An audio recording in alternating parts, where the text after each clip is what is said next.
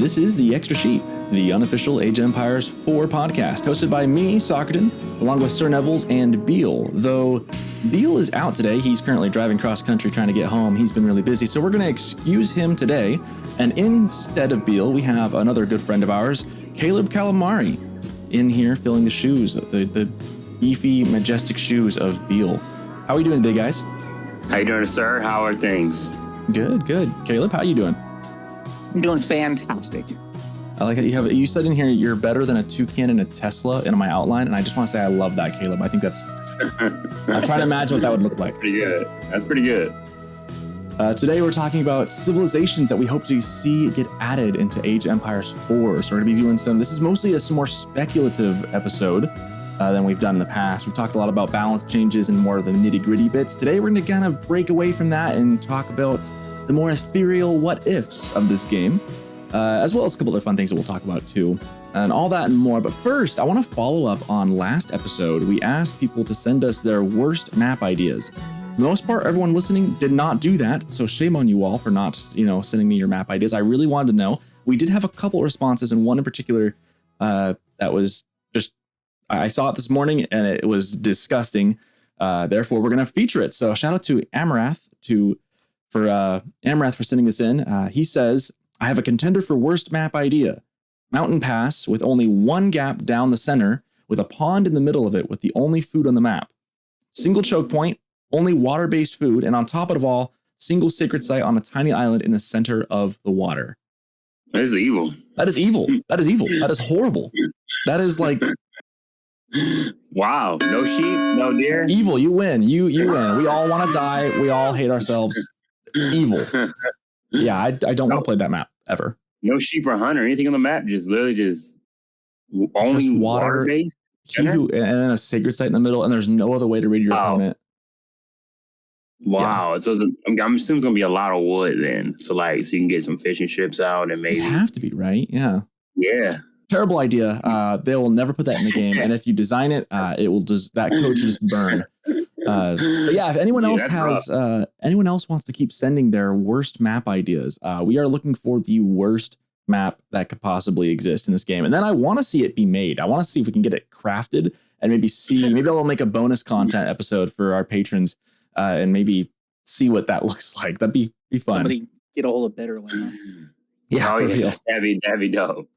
Yeah. And it also came to my attention. Someone else mentioned to me that there is a mirrored mega random. I did not know this. I need to look that up and find it. Really? Which I think would be a really fun map to play on. Wait, so mirror to me like it'd be symmetrical. So the mirror on your side is the same on your opponent's side. That way it's balanced. Okay. It's just who knows what you're gonna get though. That'd be cool. That'd be a better mega random in my point of view. Yeah, that's been around for a little while, and they actually, if you use it and want to use Mega Random in any kind of competitive capacity, that's generally the one you use because it basically randomly generates half a map and then just copies it and flips it. That sounds fun. I think that sounds like a lot of fun to me because then I like the randomness of doing a Mega Random Nomad, but I want it to be more balanced. I think that way it's not just map dependent, but I like having to scout out and figure out what's going on because on French Pass or some of those really predictable maps or Baltic, you just know what you're getting mostly. So yeah, it might honestly be like a generated map, generates the same time every. You know exactly what you're doing no matter what. The water's always in the center. Pretty much, you know exactly what's going down. That's why it's the best. That's why it's the best. All hail water. All hail water. Only you would say that, Sir Nevels. All right, let's move on into some Age Empires news. I don't actually have a lot of news today. We're now a couple weeks post-patch, mid-season patch. That was kind of the big news we got. We didn't really mention this too much. We noted a bit, but we didn't really talk much about it. The season got extended.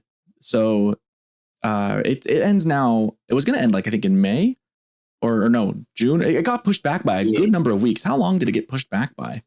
I don't remember. A couple weeks though. Yeah. But to highlight on that, it got pushed back to Xbox's big press conference that usually is E3. So Microsoft's big conference they usually stage every year at E3 around June 12th-ish area. Can't remember exactly, but it got pushed back to right around then. So everyone's predicting, of course, I guess in theme of this episode, that is when we get the new civilizations revealed. Yeah, and didn't E3 get canceled this year as well? Yeah, I was gonna say. Yeah, E3's dead. It's so sad. Yeah. But that doesn't mean they won't still announce other things just on their own. There is a lot of spec. We've been speculating a lot that maybe there'll be more civs. I know that's it's been about, the other civs came out end of last year, right? October. So it'll have been the better part of a year. We've been expecting, and I think the devs have even like hinted at that more civs will be coming down the line. So that is kind of what we'll be talking about. We're going to be talking about what kind of civs we think are most likely to come into the game, what we will most hope for. And we have a couple of, I won't say outlandish, but we'll say outlandish civilization concepts. And some really outlandish in that their balance is not very perfect, but some fun concepts to look at. We'll be talking about that here in a little bit. But that's about all I have for news, though. The only other thing that's going on in Age of Empires 4 is, I guess, we're in the middle of the event for the villagers. We're celebrating all the villagers in Age of Empires 4. That started April 20th, so 3 days ago from recording this episode. 420, and that's going to go through May 18th, which, fun fact, is my baby's due date. Baby is expected May 18th. So yeah, fun fact. It's going to be before that. It's certainly going to be before that. But yeah, so that's going on. I will say, what do you guys feel about these the events? I don't feel like it doesn't feel like a lot, right? We have to really. I mean, like, it's cool. I mean, like, it's pretty unique. I mean, I guess, we really are being really honored. I mean, villages are really important. They kind of like, they do a lot for us in game. They're really important. So I guess it needs to be appreciated because you don't want to lose too many of them. But I mean, I don't know. I don't know. I don't feel like the developers are running out of ideas. It kind of feels like a little shoe-in right now to kind of keep things, trying to keep a little bit of momentum in the game while they're trying to figure out the next big step for the game. So, I mean, I don't know. This event, it's what's the word? It's cute. It's cute. Yeah. It's yeah. I would say as far as content goes, it's pretty slim. I think we're getting like new portraits and maybe like a banner or something, but that's like, I want to check it out. Actually, it's not a lot. It's not a lot. It's not like, unlike the Enchanted Grove, you had like that. Yeah. It was very controversial in that it burned your eyes out when you played it. But the Enchanted Grove, for better or worse, was at least kind of cool. Like, I'll give it that. Like, it was kind of cool. They got rid of it. They did, and our eyes are much healthier for it because, like I said, it was harsh on your eyes, but it was kind of cool especially for quick play. Mm-hmm. Yeah, most definitely. But actually, it's only portraits you get. You only get portraits. Just the portraits. There's no type of TC, monument. No, just only portraits. So. It's pretty slim. That's different. A little slimmer. I think it's just a manpower thing, right? They are probably focusing a lot on developing the next season, getting those new civs, things like that coming out. And it's probably a very small crew, if not just a singular person, sending some art ideas for some profile pictures and stuff.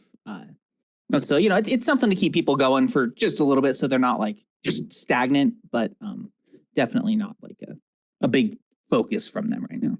Yeah, that you probably a good point. You probably, I think Relics mean a little bit. They have a whole other game out now with Company Heroes. It might be a little stretched in a little bit. So I guess, they're trying to give us something to kind of hold us off. I'm pretty sure majority of the crew that's still working on Age of Empires is probably working on the big hitters, new season, new civilizations. Yeah. So the event's probably got a little small skeleton crew. Yeah, I saw some posts on Reddit complaining about how these like season events are super lame, and they're just kind of really, really upset that there's like nothing to this, and why do they even bother? And I think you bring up a good point, Caleb. Like, it probably is like one guy, and I think Nevels brings up a good point too. The other guys are one. I don't love the fact that they're working on other games potentially, but also if they are working on new civs for this game. I think I would be okay with the trade-off of having a lame mid-season event and then knowing that down the road I'm going to get 2 or 3 really awesome new civs potentially. So if that does happen this year, I wouldn't be upset. I'm not upset by it. And honestly, the events are cool. I don't play the game for the events. I play it to play. Sometimes it's nice to just kind of have AoE be just normal AoE, I agree. Period of competition. That's the real game. Speaking of, I do want to kind of go back to the patch again, since we're talking about news. How do we feel about French? We've talked about French a lot. I've been picking them up more and more. I've heard a lot of people saying they're picking them up. Are they back? Are they okay? I haven't looked at the win ratings lately to see how they're doing. I don't know how much you've been playing. What do you think? What do you think, Sir Nevels? Oui. They're back. They're back? Okay, I don't want to say they're not. Okay, they're not back to where, we knew what they're like when they first got in the game. I mean, they were juggernauts. I mean, but just like such a small little tweak as the economic boost they had, it just makes them. It's so weird how these small little numbers can change so much. But literally, the 2 TC more economic kind of focus, Little Horaz economic focus French build is a lot more. It just off that little small patch has become a little bit more efficient. And players aren't. What's really crazy. A lot of players like the pro scene who play them all the time are kind of falling back from them, but I see them a lot more. And once I think I said it last episode, they're really good in team games. They're still really good in team games. They're for sure starting to see every team. I mean, it's a lot of team games going on right now, tournament team stuff. You see a good French player pretty much on every team, and yeah, it's very effective. So I would say French is maybe not back to the top, but they are relevant. They're no longer in the pit of despair. Oh man, yeah. Yeah, it was a little pretty impoverished in the French civilization for a minute, but I think they're getting a little bit of a boost. I will say, I noticed the big thing I noticed at playing them recently, the passive villager production speed increase. I don't frankly notice it that much. I don't think it's that great of a buff just in general. But I will say the mechanic, and I'm trying to think of who was telling me this. Someone was upset by it. It might have been Ascalad, might have been a little bit sad about it.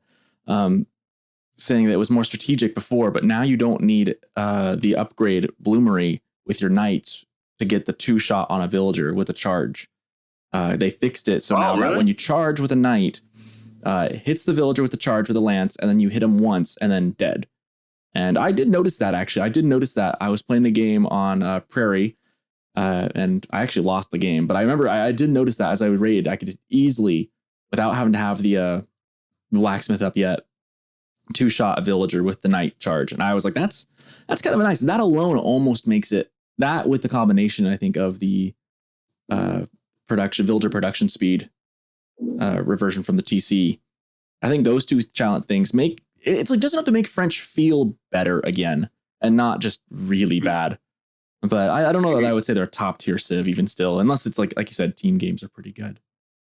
I didn't know that. Yeah, it has to do with this game is extremely economy focused, and any economy changes will drastically affect a civ, even if they're not a percentage buff to the gathering rate or whatever, but having the increased villager building just lets you ramp faster and being able to damage enemy economy with your knights, which is ultimately what that charge change does.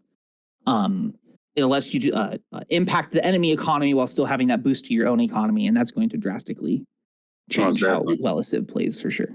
Most definitely. Okay, can I ask you a question really quick? Yeah. Everybody kind of knows, residential main civilizations. Who do you main? HRE. Hey, attaboy. I've been playing them a lot lately too. Spicy. Are you a minework guy or are you a Aachen guy? Since the changes, I've exclusively built minework. Whoa. Okay. Really? Please explain this to me with the minework. I gotta know what's going on here with the minework. I've been having people tell me why are you going for Aachen? You should be going for minework. Aachen was the best landmark next to Golden Gate. Aachen's still the best landmark. Okay, minework. You just like minework. When do you feel it's better to go minework? So I haven't played a ton since new patches and stuff, but I think minework is more fun. It's a little more interactive. You get to get cool special upgrades. You feel a little bit better than having a giga prelate standing in a building. Also, it's just something new because Aachen's been the thing since basically they were created. So I built it for fun, and it works really, really good for going archers, which is borderline heresy for the HRE. Because you get buff on your archers. And I was playing with Tim the other day, and your archers heavily outrun longbowmen, and so you no longer get chased down by longbowmen, and can in fact close that range gap pretty well too. Interesting. So you can get away from and chase them down as opposed to them just like infinitely kiting you with their increased range. And because they're a little slower anyway. And so if you buff your archers even more, then it kind of changes the way that dynamic plays out. So it's kind of an interesting. That's actually pretty interesting. I never so that movement speed you get from the blacksmith applies to all infantry, so archers too. All infantry. Yep. You know, I never thought of that, and I think it's because I've never built archers as HRE. Me neither. I never have. I never thought of that. And the icon is like a little men-at-arms, little legs, right? So I mean, I just have never thought about that because I mean, I think it's where you feel the biggest impact typically because men-at-arms being so slow and then being not the slowest just feels really good. Yeah, I never think about the archers, man. They must be some speedy archers. That's gotta be the fastest archers in the game, right? Next to like the horse archers. Yes. Yep. There would be I mean, everybody's archers would be the same speed except for the HREs with the upgrade would be faster than every standard archer. And then I don't know, like I think Zuganu are slightly slower, and I don't know about jab throwers at all. We don't talk about Malians on this podcast. Just kidding. Sorry, they are most definitely excluded. But yeah, they're the fastest, and you get your upgrades faster. And cheaper, so you can get your ranged armor buff and your ranged attack buff sooner, and so you'll be fighting against any other archers with better archers that are faster right away. Okay. Obviously, that second one diminishes after they get their upgrades, but you do get that little burst of I auto win this fight from the get go. Okay, I want to point out two things. One, I think that's actually a really fun idea, and I'm gonna have to try it out, and I'll have to report back on the podcast in 2 weeks how that's gone. Two, I love how you literally just said. This game's a economy game and you should focus on your economy and that's like where you win the game. And then you went, I go mine work all the time. I go mine work. Bump the best economic landmark. I go mine work. Screw the Aachen. It's the best eco landmark. I'm going to go with mine work instead. I just love that dichotomy. It's I'm not playing mine work in Burgrave. You go to Burgrave after? I like to go then Regnitz because I go archer, horseman, or archer men-at-arms, depending on what I'm fighting, into Giga Knights with the super armor buff that you get for them. Can I just say, I've been doing some HRE mirror. I played yesterday and just got like 2 or 3 HRE mirrors, and each one of them, they start out with I think they all went Aachen Chapel, but then one of them might have gone mine work, but then they put down a stable. And I kept thinking, okay, here come the horsemen. They're going to go for knights. They're going to go for that route. And every time they then swapped into Burgrave, because I'd go Regnitz then, Aachen into Regnitz, trying to be kind of quick, fast castle. I'll build a barracks then down to make sure I can hold off any horsemen or knights coming my way. And then they always went into Burgrave and just outspam men-at-arms at me. I was like getting baited so hard by that build. HRE mirror is rough, man. Yeah, that's very rough. Well, you need the Aachen to sustain Burgrave at all. So like mine work into Burgrave, you just literally can't have the economy for it. Yeah. And so you might as well do like 2 barracks. And so that's why you go Aachen into Burgrave is because Aachen allows you to actually have a Burgrave. Yeah. And in HRE, I feel like that is a good way to go is to go Aachen into Burgrave. I guess I saw the stables and thought, okay, they're not going to go Burgrave. They're going to go for Regnitz. I'm going to beat them to it. Because they built a stable and I'm going to hold off. And then they just completely went, nope, we're going to go Aachen into Burgrave instead. And I just got completely caught with my pants down. And they're baiting you? They baited me because I scouted. Like, I'm going to scout out what's going on. And I scouted out the stables. It's like, okay, they're doing something different than the fast castle. I can beat them to it then. Then they went Burgrave. And I was just like, oh, man, like I thought they were going for horses and like knights, not men-at-arms.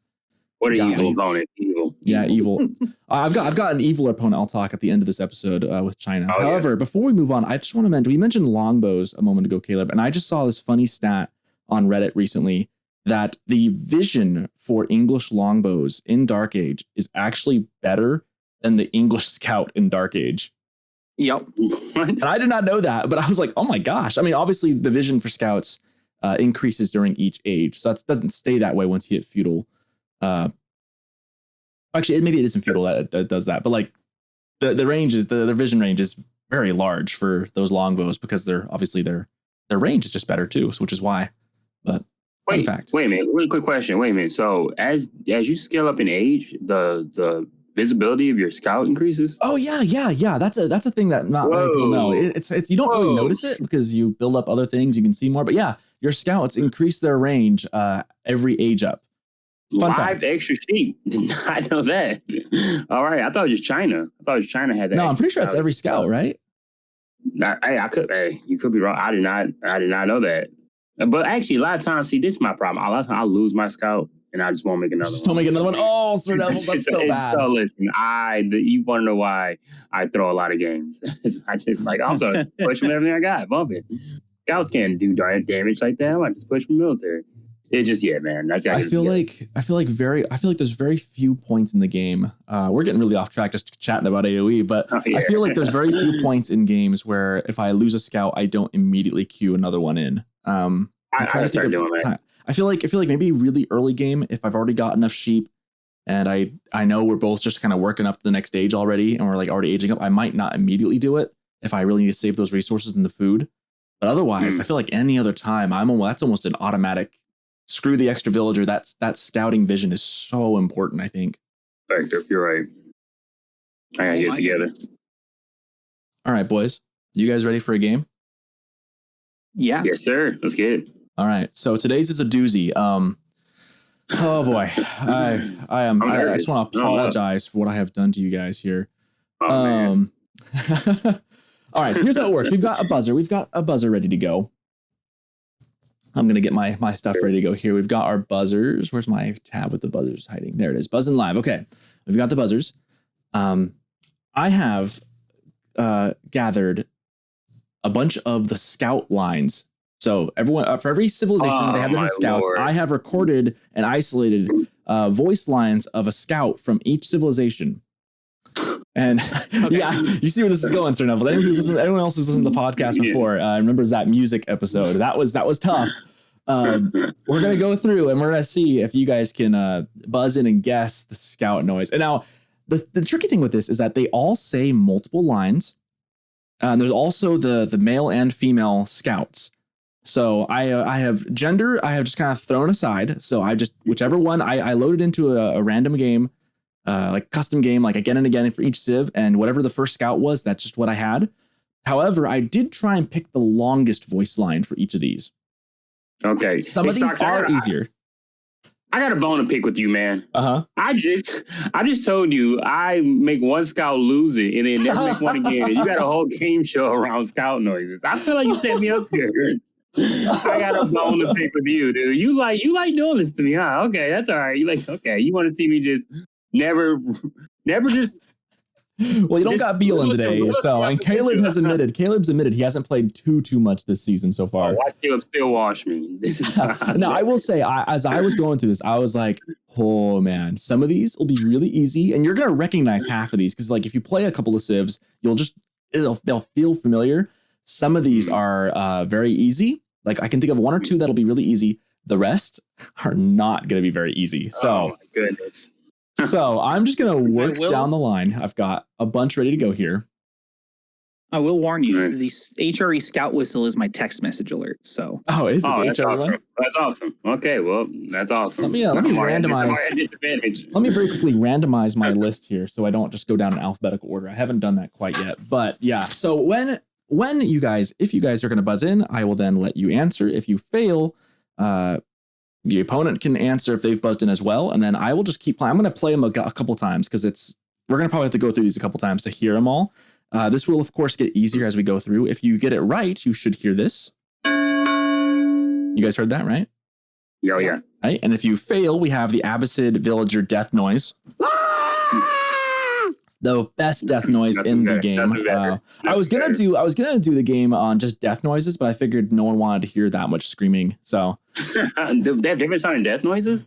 They all have different death noises. Yeah, they all say different things. I did not know that either. All right. Let me just start off here. I'm just making a list of all the civs and just randomizing it as much as I can. This is gonna be a struggle. Almost got it. There's 10. I believe there's 10. Is there 8? How many other? There's 1, 2. We're in all 10 civs, right? 3, 4, 5, 6, 7, 8, 9, 10. Yes, we're gonna do all 10. Okay. I'm just getting everything all nice and ready. Beautiful. Almost got them all. I'm just making sure I've got this as randomized as I can. Oh, and for the Mongols, I actually built a scout instead of using the Khan. I didn't know if they had different voice lines. They probably have the same. I made sure it was an actual scout though. So maybe I should have kept with the con. I don't know. It's probably the same voice lines if I had to guess. Hopefully, yeah, you know what I'm saying. We'll figure it out. Caleb, Okay, you ready, man? I'm missing one in my lineup here. Yeah, I'm saying, I'm like really good at these games, man. Mulligans. I'm super skilled. Super fierce competition over here. Scout noises, man. Are we ready? Just begin. Ready, you guys just buzzers ready to go? Yeah. Oh, yeah. Okay. Here is your first noise. First. Squid Boy, what do we got? China. China is not China, no. Sir Nevels? Shouldn't have buzzed. You shouldn't have buzzed in? You want to clear out? You don't have to guess if you don't want to. Because I want to hear it again. Okay. First. Man, whoa. What? First. I know it. That's the problem.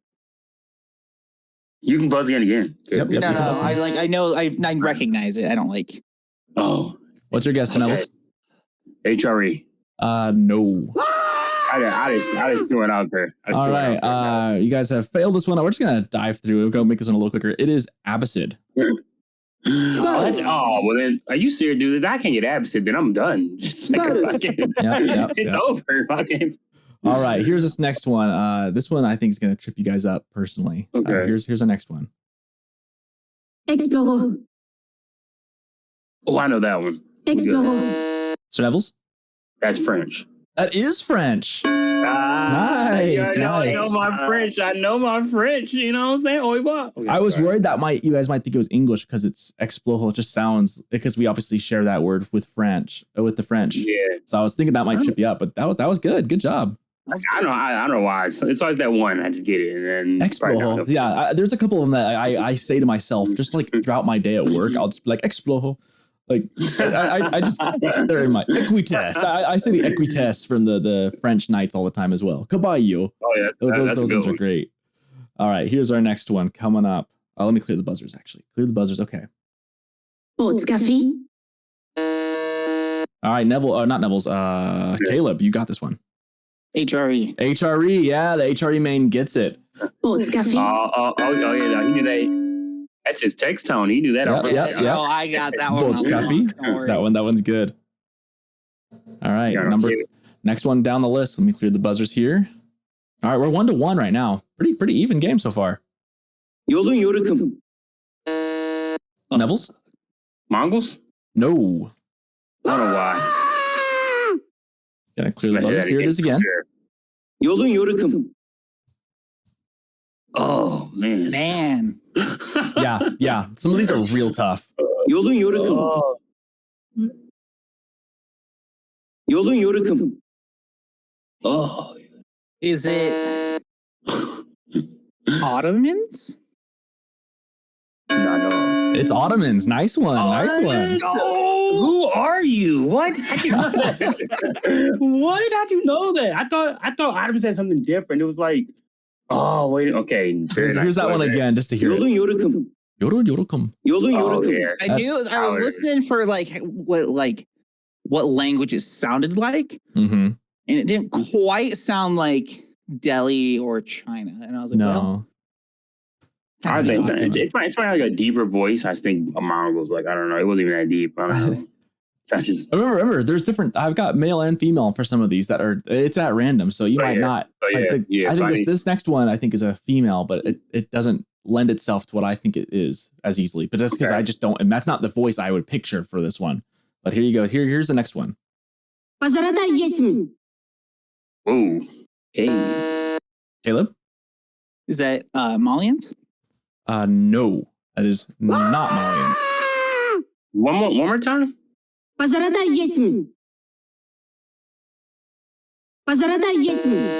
Nevels? Rus? It is Rus.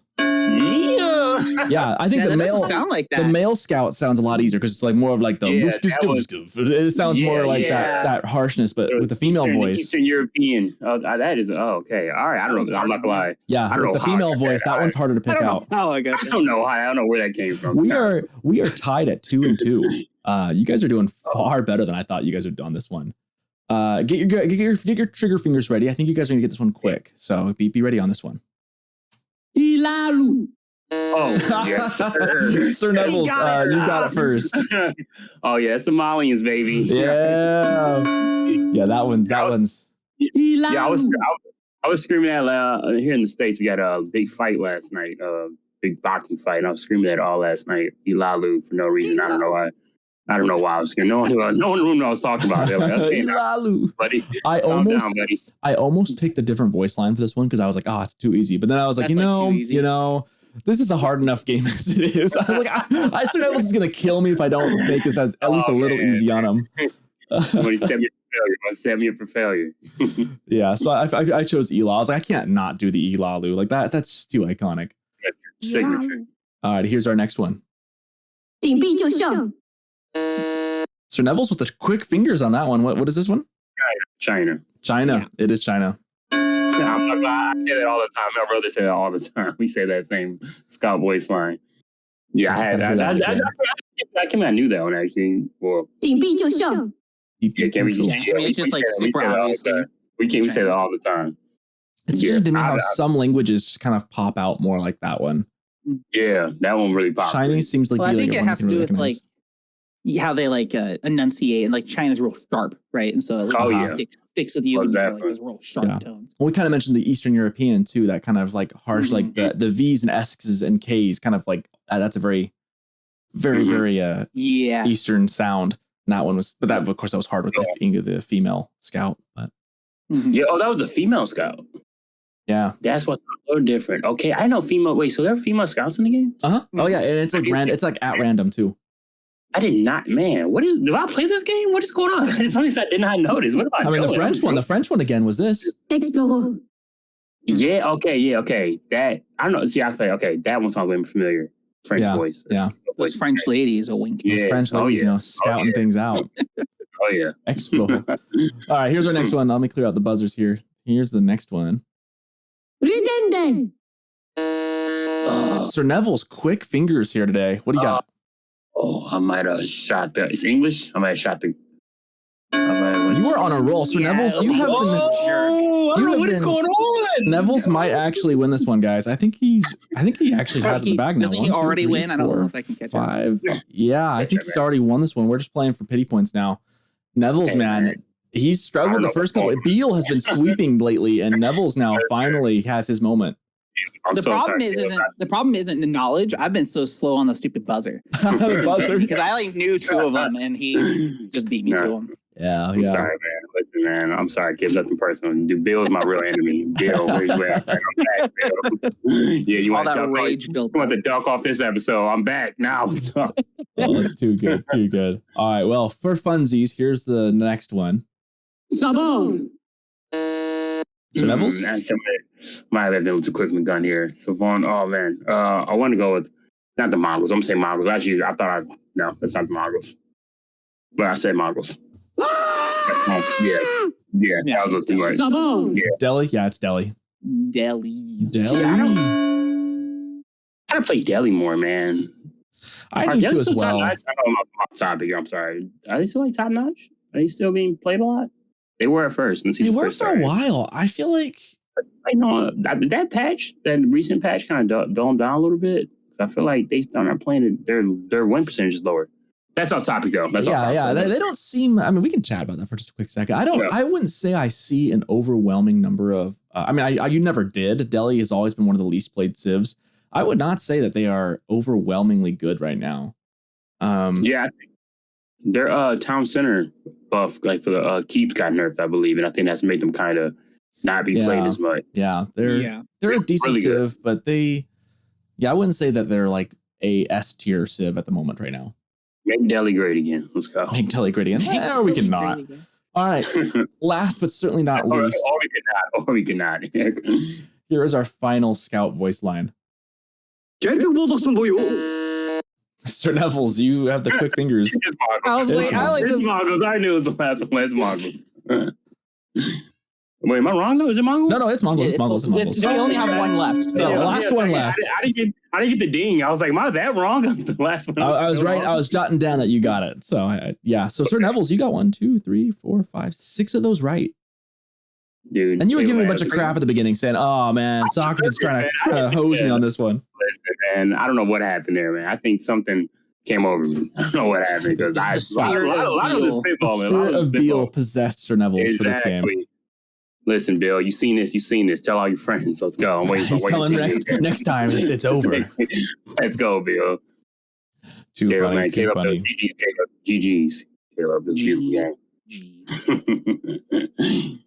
Oh boy. All right, we will take a quick break, and then we're going to get into the meat and potatoes of our show today. So we'll be right back.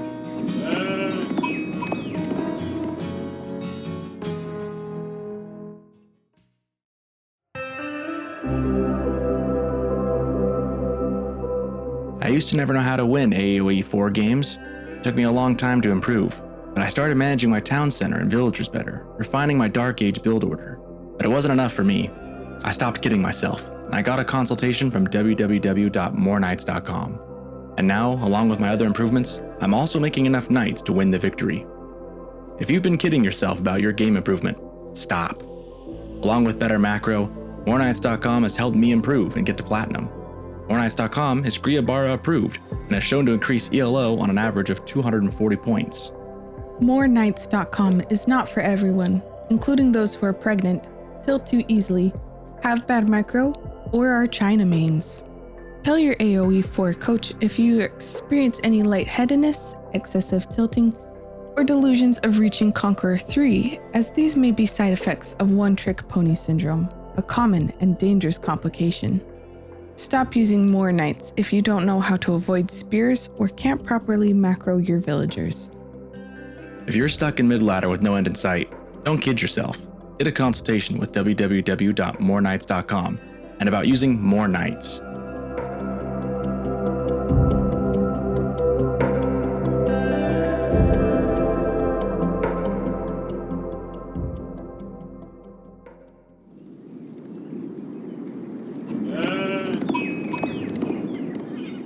All right, and we're back. We were just chatting about how Sir Nevels has been taking out his pent-up energy against Caleb in that game. Pretty good stuff. No, we're all good here. We are moving on to our main discussion topic. We've got a lot. We've blasted through the first half of this episode. We didn't have a lot of news to go over. Like, we didn't have a lot to talk about the patch. I'm happy talking as much as we want about this and other things. We can talk about other things after we're done talking about our main topic as well, guys. So don't feel like we have to keep it super on topic. We've got tons of time. But our topic today is, of course, what are the civilizations we hope to see get added to the game? What do we think is most likely? What do we think? What kind of mechanics are we expecting that could work? We have a lot of ideas. Credit to user Chili5 on Reddit for some pretty excellent mock-ups of these civs. We are going to kind of bash on some of the if we get into the nitty-gritty of the concepts that he made, the balance would need some serious tweaking on a number of these, and I don't know how viable all the concepts are, but they're kind of a fun springboard, I think, to talk about what civs we think will be in the game.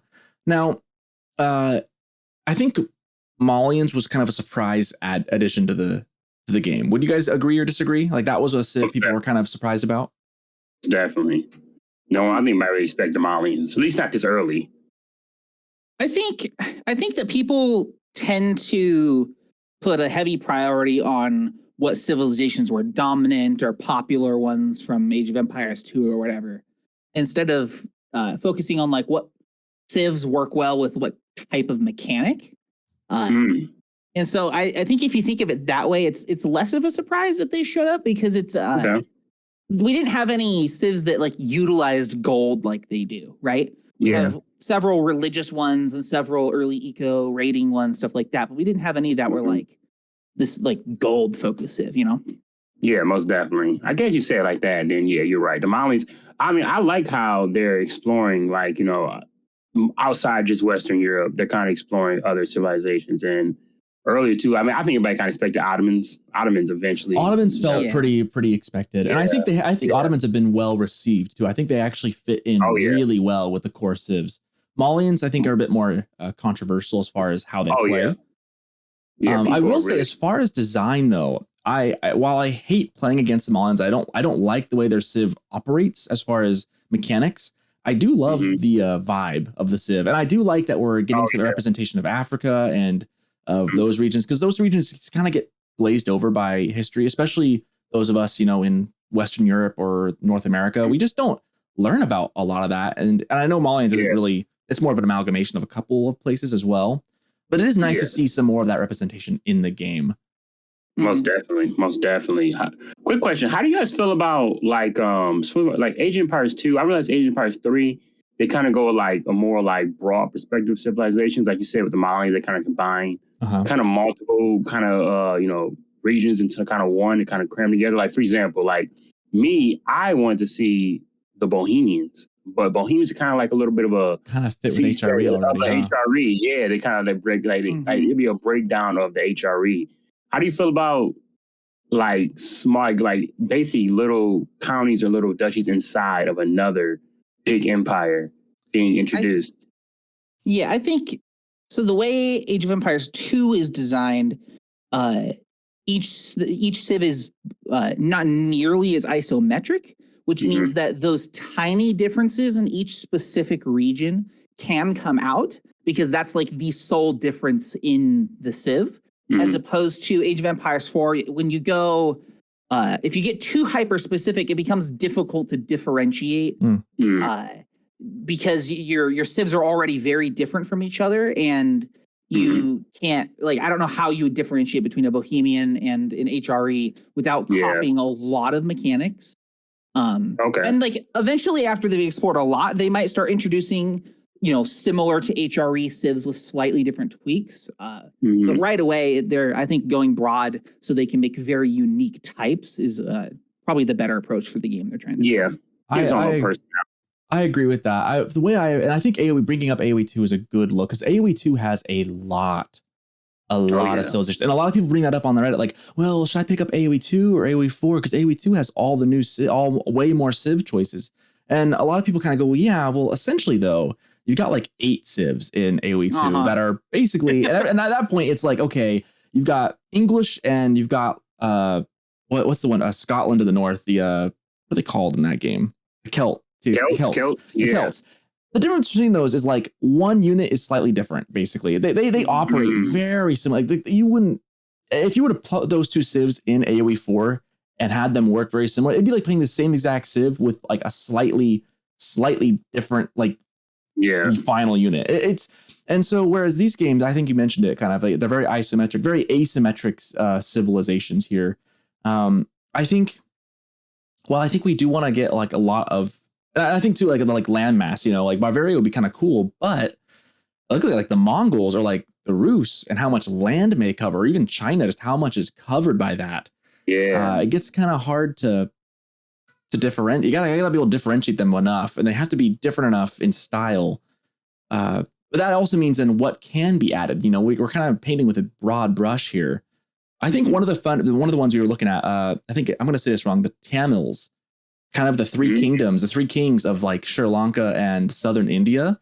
That was kind of a fun, like it could be similar to Delhi, but being that it is a different enough historically in that time period, especially a different enough looking civ, that could be a fun idea, and share some traits, like share maybe like an early aged elephant or something with them, but be different in other ways and how their economy works and stuff. Was kind of a fun thing to look at, and I think something like that would fit really well, or maybe like an Italian civ or something, Okay, Italian's another one. I want to see with that one. I'm not gonna. Okay, if we're actually gonna name a civilization we want to see in the game.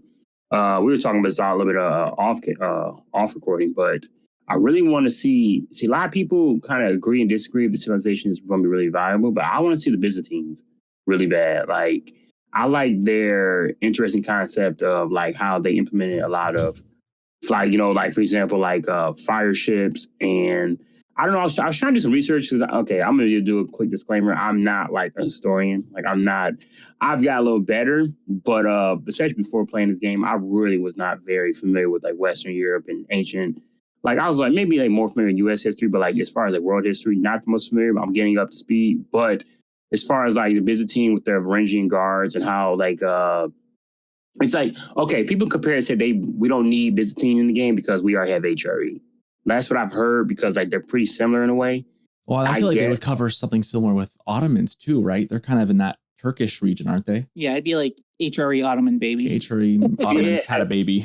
But like, I don't know why. Like their units, let me actually pull up the concept I was looking at. Their units, like the way, it depends on how far in depth you go with Byzantines.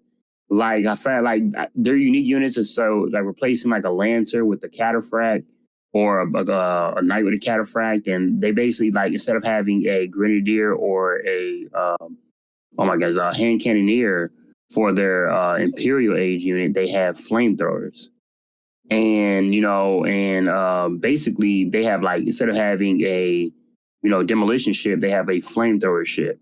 I don't know exactly. I don't know, like the Greek fire is like a big thing known to them. Fire, yeah. Yeah, so like that would be like enough. Cool. And the Varangian Guard. Like, I mean, there's like a whole YouTube channel like about special unique units in history. The Varangian Guard look pretty dope. Like they're basically like these like Norsemen, Viking mercenaries that the Byzantine Empire used to like to carry a lot of the war. And they basically like the bulk of like, the skilled soldiers of their military. And they're like basically like armored Vikings that just came and just started wreaking havoc. And like even like the description of the Varangian Guard, if they were implemented to the game, a slow-moving heavy infantry unit that cleaves multiple units. So basically like a slow-moving men-at-arms / like Lynchneck. Yeah, like I don't know. I mean, see now we're on the level of OP, but just the thought of that, I'm not really opposed to. Yeah, I'm a little extra though. I guess one question I have. Oh, go ahead, Caleb. I was going to say, like on that, you could do something like that. You'd have to make sure the economy isn't like too bland or too similar to the other two. That'd be the hard part because like you can always come up with unique unit types for different. So like in some of our examples we're looking at, we have the Qatari shield breaker or the or the Raider or the Huskarl for the Danes, stuff like that, where you can come up with unique units. But the problem comes into how do they play uniquely economically, where most of these civs, I would say the Delhi and the Abbasid are the least unique, just because they both basically get the berry bonus and they have like the Delhi get the research stuff, which is unique. But like as far as pure economic, they're very similar. And I guess that would be the danger of doing booming like nuts, though. Yeah, and and there are little differences. Like the Abbasid get the town center difference, so you're going to make lots of those as opposed to Delhi. We're going to make castles to turn into town centers, and so those little things help. But you would just have to be careful with things like, focusing on what types of units they have. You'd have to look at it as a whole and go, okay, what kind of economic we can have unique units now. How would we make? Yeah, exactly. And I think there's something to that too, because if you don't make things too vastly different as far as eco goes, it can get hard to pick up the new civ. I think there are certain things that are kind of universal. I think I do think, like for instance, Delhi and Abbasid.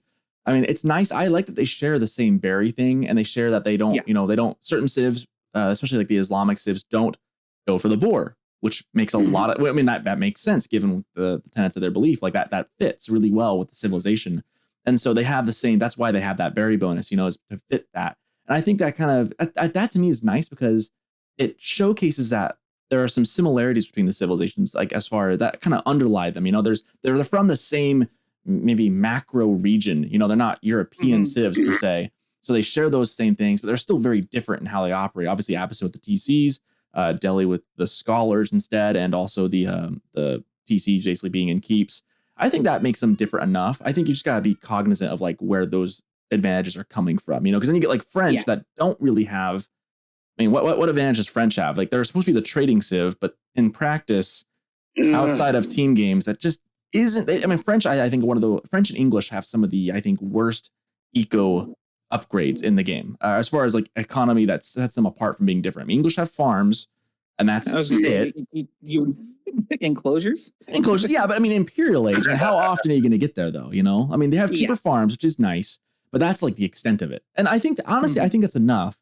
But I would not say that they have anything that's outstanding. Next to like HRE, English looks like silly almost, you know, with what the prelates can do. Yep. Yeah, and I think having some more simpler things like that and introducing more simple economic strategies for certain civs isn't a bad idea. But you just have to be careful not to. My point was be careful not to be like, they have some really cool unique units, so let's make that happen. And then you get to the economy and you go, okay, well, how does this copy paste opposite copy paste? Yeah, exactly. Okay, I see what you're saying now. I wonder, like, I guess, like, because Avenging Guard, when I really look at it, it can be like, people be like, oh, it's just a Greek, lens connect, or like, so I get Mazeppi saying that. I don't know. I just like, I'm kind of like, I'm very simplistic minded. Like sometimes I just like seeing new stuff. I just like seeing, because if I'm being honest, think about Age of Empires 4. I believe that, like, for example, like, I believe Age of Empires 2 has, like, I think a literal, like, a 41, 42 civilizations. I think AoE 4 can have a long lifespan off half of that. As long as they're, like, unique enough. I don't think we really need, like, I mean, right now we're at, 10? I think a total of 10 more civilizations, and you can kind of almost wrap it up a little bit and kind of just go, like, not really wrap it up, but, like, the focus on new civs are not as big of a deal, because honestly, I think less than that. I don't even know if you need another 10 less than that, really? I wouldn't really add more than like 4 more. I think 14. Really? As long as they're all isometric enough, if they're all different enough. I mean, coming up with 20 very unique civilizations is kind of a tall order. And I like more civs. I'm definitely down for it. But I think part of the beauty of this game is that they're, unlike AoE 2, where there's a million choices, that it turns into the illusion of choice, because they all play very, very similarly.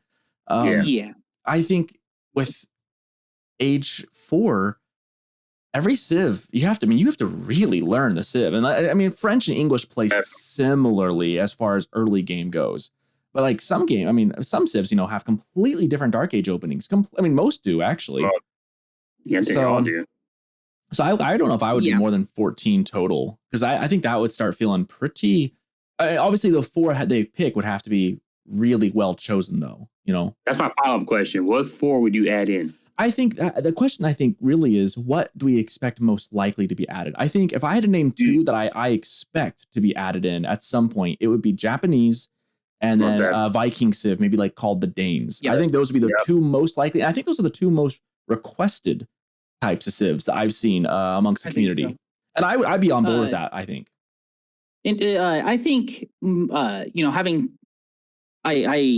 people enjoy, I really like this civ concept. I like the way this idea of this culture works. I'm from, Viking land and I want Norse people represented, whatever. But I think that you have to think less about which specific civ title you want. Oh, I want the Norse, and more of how would they function in game, right? So how would the Norse be different than the Mongols in practice? The Mongols already get rating bonuses. The Mongols already get these special things, right? Would the Norse do that with ships? I think they'd be. I think the concept we saw was like infantry would be there instead of riding on horseback. They'd be the infantry raiders, which would be very. Yeah, that'd be unique. I think, considering that everything else raids with horses. I mean, French do the same thing. Rus do the same thing. So just to your point, I think that could, there is a room, I think, for that. But you're right. What would they be bringing to the table that's different? Sorry, go ahead. Yeah, and that's kind of my thought. So when I think of new civs, I think of, okay, what resources haven't we played with yet, or how haven't we played with specific resources or game mechanics, like core game mechanics? So I think of like maybe a civ that takes advantage of trees, where you can put like a tower on a tree and it doesn't cost wood but takes twice as long to build, but something along those lines, where you're like converting resources, kind of like the Malians where they have their pit mines, stuff like that, where I think those are really cool ways to introduce a mechanic variety onto the civ. What kind of things do we think could be added? I mentioned that's one of the things on my outline. I kind of mentioned like what types of mechanics do we want to see in new Civ? Obviously, what Ottoman's brought out. Ottoman's kind of caught me surprise with the military schools producing free units. That's a very unique, and that's the only thing like it. And I think it works really, really well too because they don't have any other massive eco boosts, so they really rely on that to keep the production up. What else what other things could we play with? I mean, trade has been, I would almost say oversaturated by civs and what they can do. I worry about naval prowess being the one thing that civs have, just by nature of the fact that water is hit and miss in this game, and a lot of players play only land anyways. Well, it's just the nature of having a terrain type that is traversable by a single sort of unit. Yeah. So you get, go ahead. No, I'm sorry. Not interrupt. I'm sorry. You really, Caleb, you really got the fireworks firing off my head right now. This whole time you got brought up a great point. And me, I'm saying I'm always the type of person. I like to go off the beaten. I like to go hot takes. You know what I'm saying? I like to just say something that might be might not be viable. And I obviously didn't work out the math behind it. But you brought up a great point saying how the economy worked different. Okay, real quick. Guys, get this picture with me real quick. I'm ready for this. This is exciting. What do you got? All right. I'm sitting up. What if... all right. What if... Okay, I don't know what civilization be implemented into. We can probably do with any of them. But what if civilization that you didn't go up, like landmarks, for example, weren't... Like, most landmarks are like, 1,200 food, 600 gold, and you go up with this golden food. What if the civilization... that you were, it's almost like an RPG. Okay, for example, Socerton, you like playing Skyrim. You know how Skyrim goes. You sneak, you do a lot of sneaking, a lot of pickpocketing, you level up by doing that more. What if a civilization that you hit your third age, it's almost like what's the Ottoman, the system they use when you make more the Vizier villagers? Points. Vizier Points. Like a Vizier Point system, but like through raiding or something, or fighting. So you didn't level up your landmark. You couldn't go to Castle Age from just making you could go to Castle Age by getting food and gold. You have to get the Castle Age by the more villagers you killed or the more buildings you burned down. Like it was like a Vizier Point. You almost had like a little leveling up tracker. That reminds me kind of the we looked at that Chile's Dane's idea was that kind of like instead of like a bounty system like for like Roos, you'd like raid or you'd build things and then or kind of like a golden age effect where you build enough buildings you get the golden age. He was thinking like you're thinking like something like that, but that's how you age up. That's how you age up. So interesting. But I guess so. I'll piggyback off of that real quick. Sorry, I'm trying to take over. There is a champion in League of Legends named Kayn who can transform into one of two type of transformations, depending on if he's hit melee or ranged units. So your idea kind of plays off of that, where if you're hitting a building or a unit or a villager, it would then depend what you choose depending on what you hit. Boys, you just got me going again, Caleb. You got me going again. Okay, what if, depending on what you attack and what you're attacking more, that determines what landmark you go into. If you kill a lot of buildings, so imagine a military landmark. If you kill a lot of buildings, you go up economically. Yeah, so we're thinking like instead of choosing the like a House of Wisdom, that's what it is, right? The House of Wisdom. Instead of choosing what wing you build, you choose by what you do. Yes. Yeah. And that would be. That'd be different. I don't know that though. Like that would be maybe Danes. I worry Danes could do that. I worry. My one thought is that could work for Danes, considering that they can go very eco and be more settlers versus the raiders. The one thing is though, that would very much shoehorn you into certain build orders. Most definitely. But if you have 4 different build orders, and if you can adjust it and have like the cross.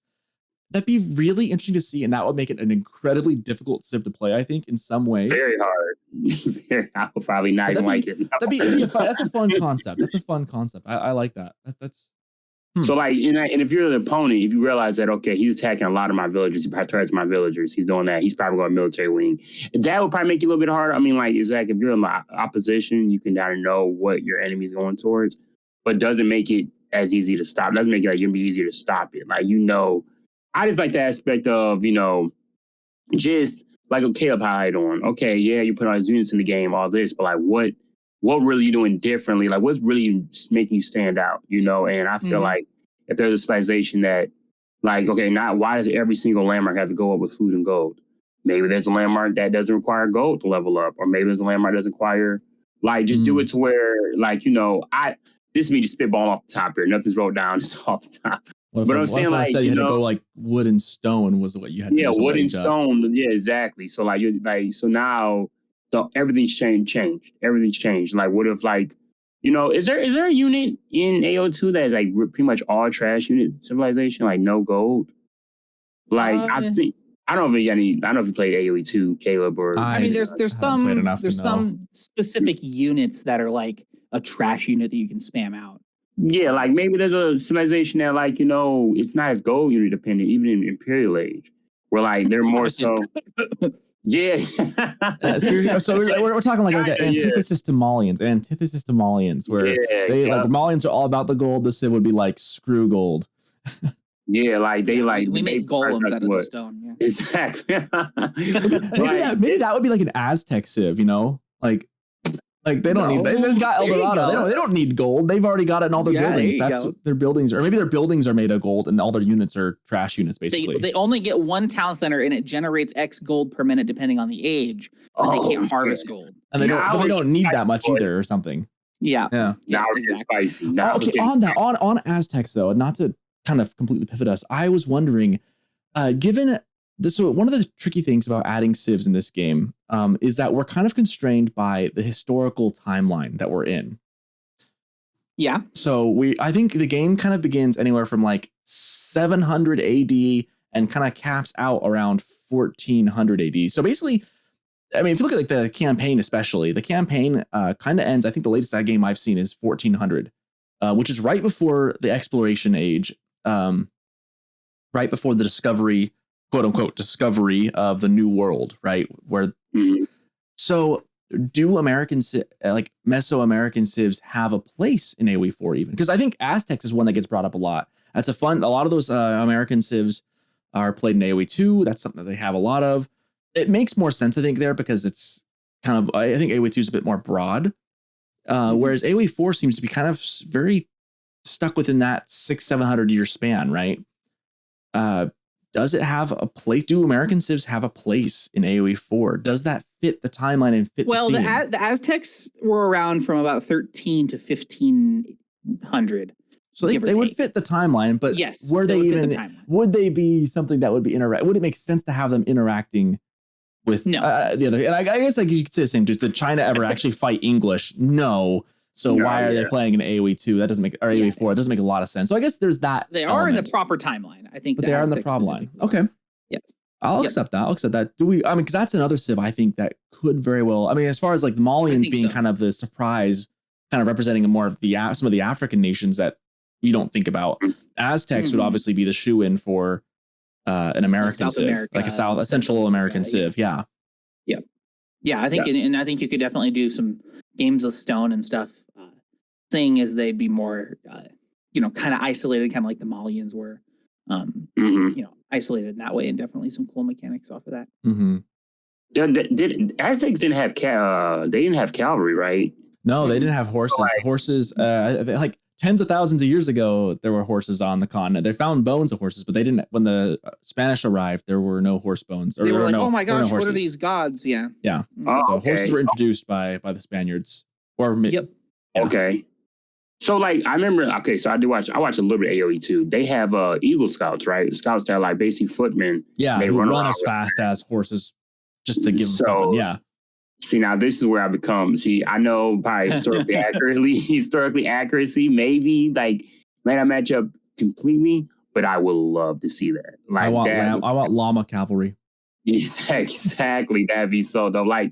Okay. Now, where do you guys draw the line between like historic accuracy and like just kind of simulation? Like, I mean, not like it's actually like obviously like the Mongols never really invaded Western Europe for the most part. I mean, a little bit. The Huns, there's a lot of debate on like whether the Huns were the same Huns, like Attila the Hun in Eastern Europe invading that area, were the same steppe tribes that were also in northern China. Like there's some scholars who say that was the same group and they are similar. And then some groups that say, not quite as much. might have been different. Exactly. No, you bring up a good point, and that's another thing I really want to talk about was the historical accuracy. Because Malians, for instance, some of the unit choices for Malians are a bit of a stretch, frankly. That's what I heard. Historically, they didn't really happen. That weren't really like the sofas, I think, or some of them were just kind of like that's not really how that worked. They didn't have couches. What are they talking about? Boo, boo. Classic. I'm just saying, I just like after a while, I feel like we gotta kind of think about like, I mean, yeah, maybe some real historians out there probably does maybe they can nitpick a little bit. But at the end of the day, it's still a video game. And like really like a lot of these things really didn't take place. A lot of these, I mean, think about it. I mean, we got Siege that are operating themselves. I mean, we got a Bombard that's literally firing itself. Like there's no the one Bombards are way, if you guys ever played the campaign, the Bombards in game are way bigger than what they actually look like when they actually had them. They're like little tiny little cannons. Like they're very different sizes. Exactly. Except for the Great Bombard. The Great Bombard, that thing's accurate.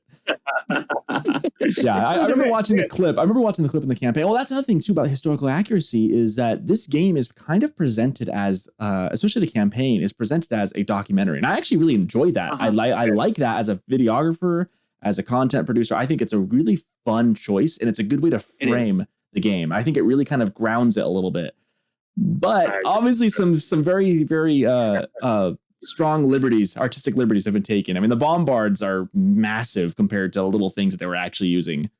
So I don't know how much. To me, I definitely agree with what you're saying, Sir Nevels. At the end of the day, this is a video game. However, I don't think you can completely disregard the historical accuracy, given that this game is presented as a pseudo documentary as well at the same time, especially for the campaign. Yeah. Well, for the campaign, I think historical accuracy is a little bit more relevant. But dude, Malian's campaign win.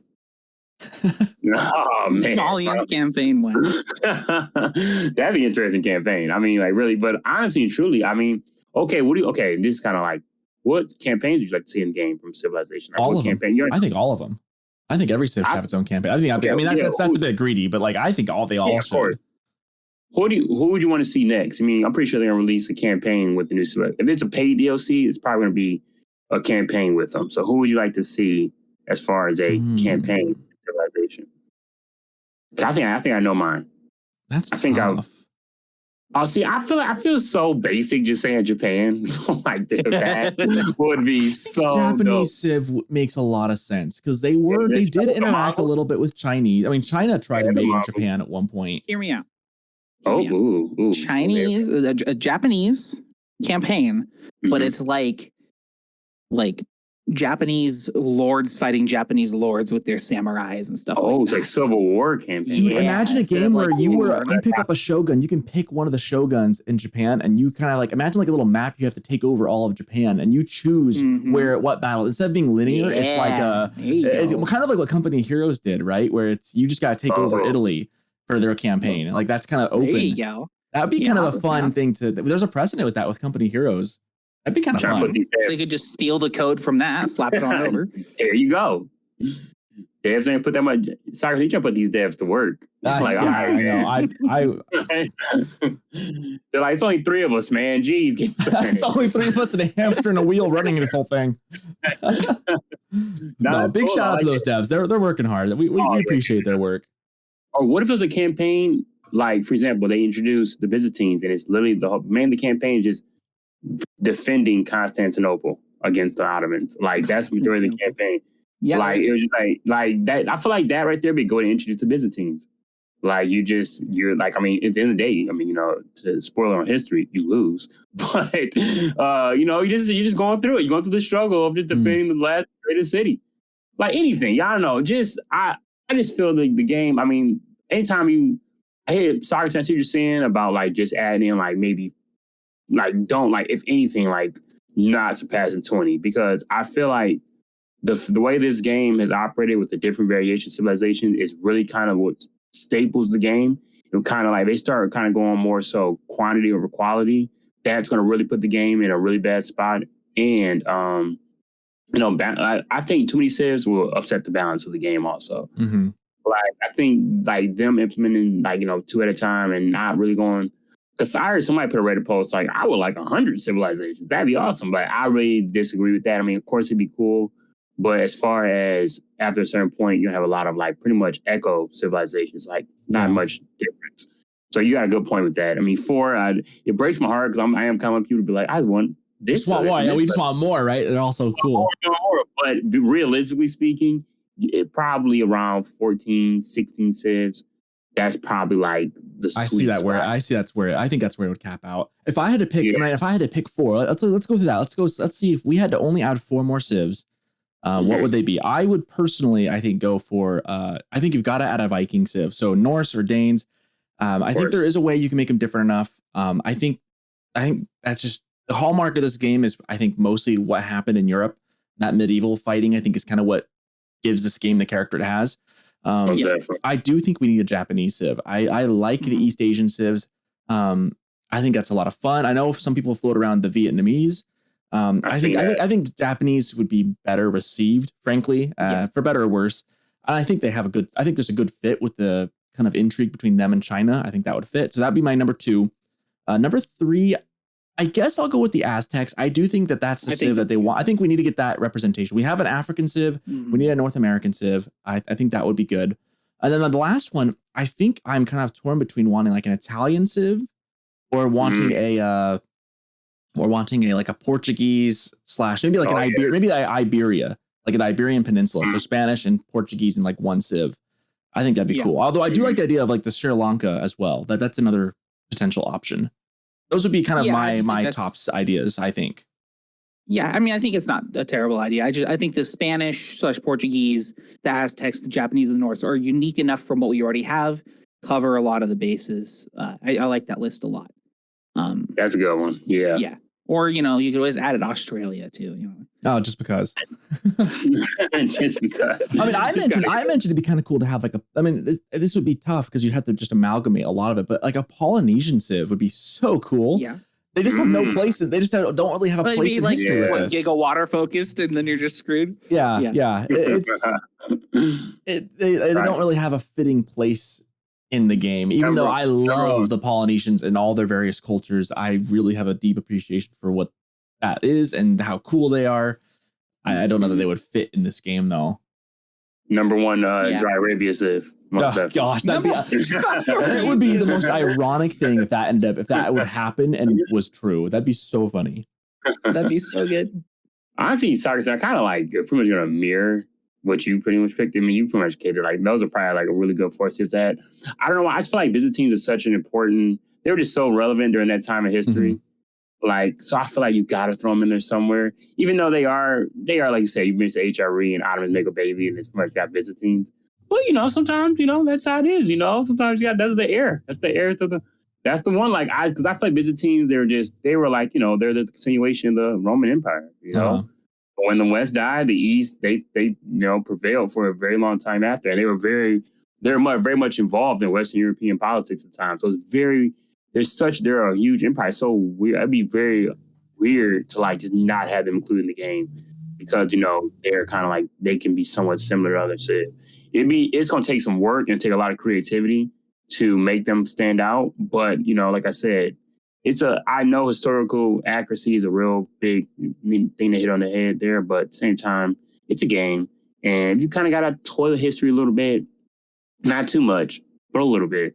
Yeah. I can kind of, just for the sake of quality of the game. Yeah, I think, look, historically, they were around at very similar times, and they were politically fighting over who was kind of the true Mac Daddy, but the true daddy. Come on, let's just say it. The true daddy. True daddy of Europe.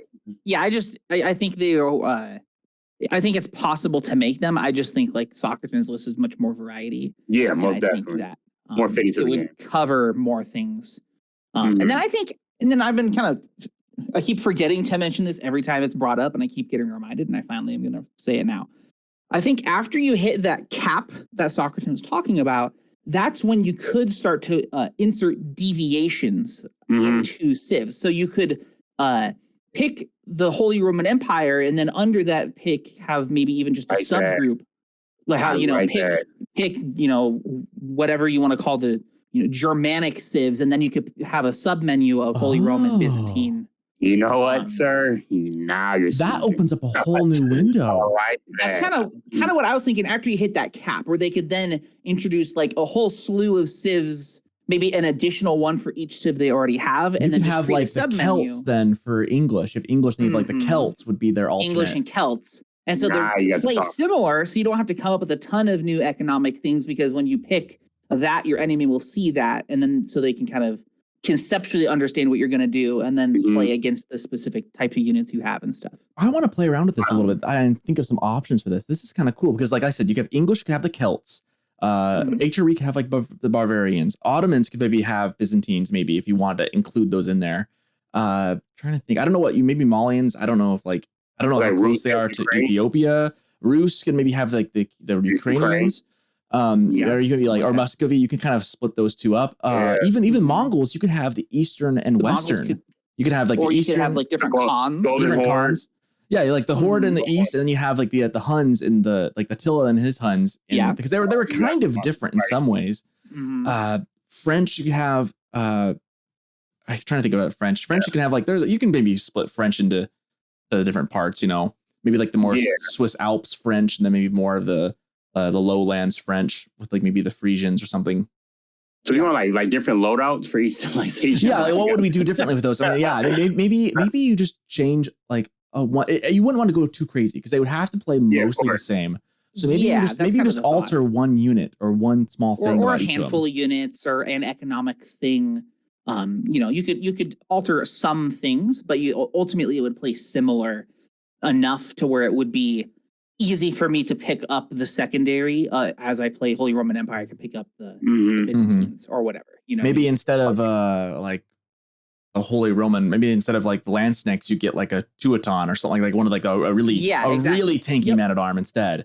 For English, you could have instead of your men at arms, you could have like the Celts. You could have like the Woad Warrior or something. You guys are talking hot right now. This is dope. This would be huge. I think that's just the natural evolution, and because like the way. Okay, so the way Age of Empires 2 works is everything's basically the same, and then you have real minor details, and you either hit a hard cap, like Socerton was saying, where you start to lose the ability to create diversity because of the limitations of the game mechanics and things like that. So I think this is a workaround to continue building extra civs on top of those by having submenus of larger groups that have a very specific type of play style, and then you break it down from there. Is the natural way to progress with more than that soft cap of civs. Now, would it be like highlighted to your opponent which build you're going for, or would it just still overarch? Like, say for example, like you're playing HRE, but like you have the sub menu of like the Bohemians. Like, would it the flag change to the Bohemians? You'd absolutely see exactly what your opponent's playing. Okay, so maybe like in the loader menu it says HRE, but like a little underneath it says Bohemian. Or Germanic, and then it says HRE or Bohemian or whatever. We never even discussed Poland. Like, I wonder about the they could probably be a subgroup of something too. Like the Polish-Lithuanian, like Commonwealth, maybe it's like that. Ooh, we're getting spicy. Like okay. There's so many options that could be done. I forgot about that. I probably Lithuania and Poland. Like, that's another like two Eastern European civilizations that were pretty relevant during that time. Yeah. Wow. You know what? Boys, hire us. Listen. Extra sheet. Put us on staff, Microsoft. We would overwhelm those poor guys with our ideas. They'd be like, there's like only 10 of us. We can't do all this in a year. Dude, I'll be duct taped in a closet. They be like, dude, this guy in my ear every day talking about some nonsense. Like, he's talking about making like, two-handed swords, man. Like, what's this guy talking about? Like, I would drive these developers nuts. Caleb. Microsoft? Yeah. Gun to your head, what two new civs would you, if we get what we hope for? Because we're kind of running on the assumption that one, they actually really are getting more civs for us, and two, that they're happening soon, that maybe this summer we're getting them. Gun to your head, we have two new civs. What are they? Norse and Japanese. Of course, that's pretty odd. I would say that those are the very two most likely, based off of common demand, based off of how to capitalize on that. conceptually, because the Japanese have a lot of really cool things they could do with even like, rice fields and things like that. And they can borrow a lot of the architecture stuff from the Chinese already being in the game. Yeah, similar. Change a couple small things, but yeah. The Norse, like we were talking, they could do like a age up depending on what they're hitting. They could even capture units, a percentage chance to like capture a unit after killing it instead of killing it. Imagine instead of like just killing vills, you raid for vills and you take a vill. Well, you could do that, or have like a unit that you have to like take to your town center, so it's like exposed, and if it dies, they all die. But you could like have like almost like a trader for units that you bring back from the battle. Dude, I'm just like now I'm really wanting to see a civ where you actually go capture your opponent's villagers. Like actually like take them back to your town center. Like the wagon. Like you like raid them with like some horsemen or something like that. And they have to like, imagine like the workings of like a professional scouts, but professional like pillagers, professional paddy wagon. And you like actually pillage the other person's villagers. And if you can get them back to your town center before they stop him, like obviously it'd be a lot of effort, but then you get that huge swing of they lose villagers, you gain those villagers. They lose That'd and be you gain so cool. Oh, dude, don't get me started. That sounds so great. That sounds so. I want Norse to be able to do that. That would fit so well historically with how they work. That would be good. Oh, that'd be so good. And what if, as you went up through the ages, like you got like a horse, like you got like a carriage, like I can't think of the word I just had in my head, but like maybe a horse. Okay, you know how like when you got the bumper, like for the Ottomans, you got that little like you can add infantrymen into your siege and make it shoot faster or something like that. What if like that was like kind of the horseman? Like the horseman had like a little 0/1, like he can get one villager, take it, ride it back to the TC, and then as he scaled up, then it became maybe like you upgrade that horseman or upgrade that for technology, infantryman or whatever. Yeah, and maybe it's a little wagon. Maybe it's 0 out of 5 now. You can take 5. Gosh, that would be so frustrating to play against, but it'd be so funny. It'd be like Grand Theft Venison, but on steroids.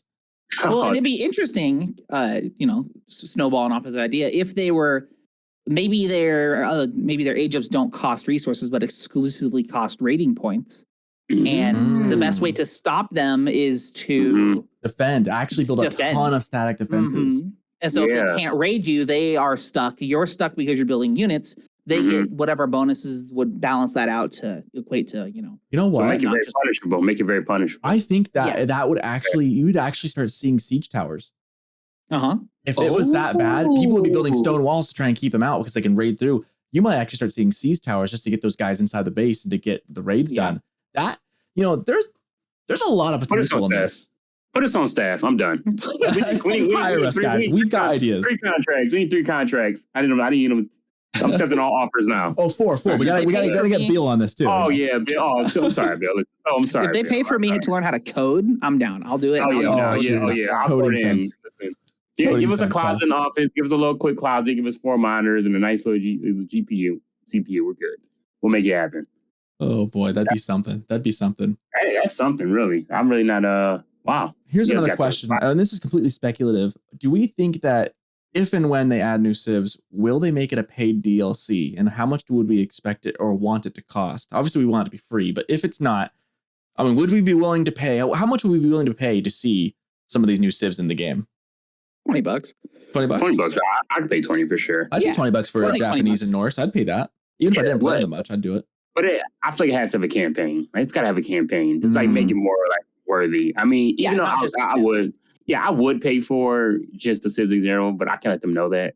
So like, no, I wouldn't pay for that. I wouldn't want to. Well, I mean, the hard thing about RTS is monetization, and that's where what Stormgate is doing. This is off topic, obviously, but what Stormgate's going to do is they're going to build an RTS with a lot of what StarCraft's monetization did built in from the get-go, so they can either be free to play or pretty cheap to buy, and then you can add cosmetics and things on top of that and DLCs to keep unlocking that. And the problem with what the way they have Age of Empires set up now is it's on Game Pass or you're paying full price.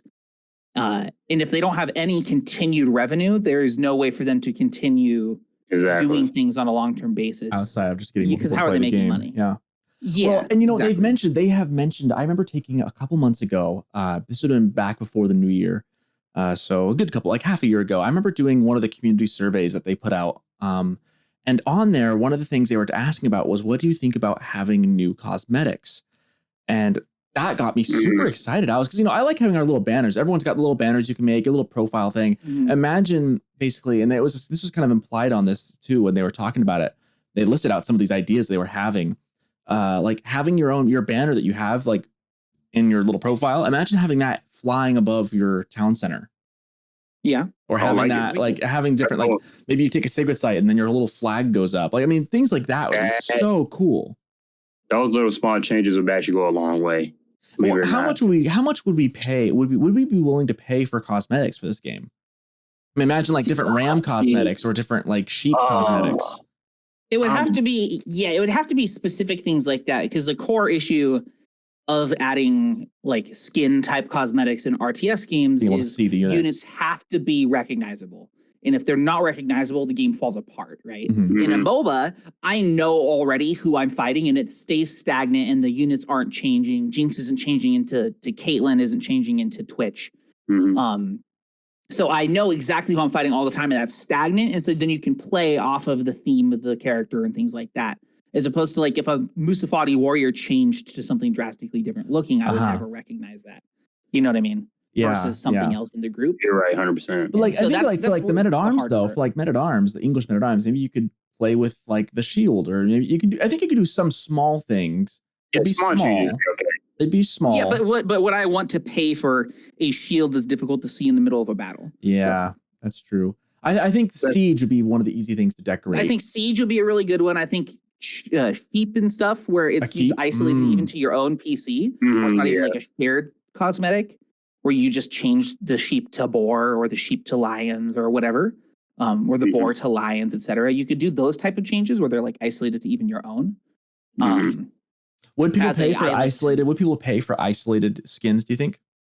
I think people would pay for like small ones. for like neutral mob type things like that. I think $3 for the boars to change to elephants, I think would absolutely be something they would want to do. Well,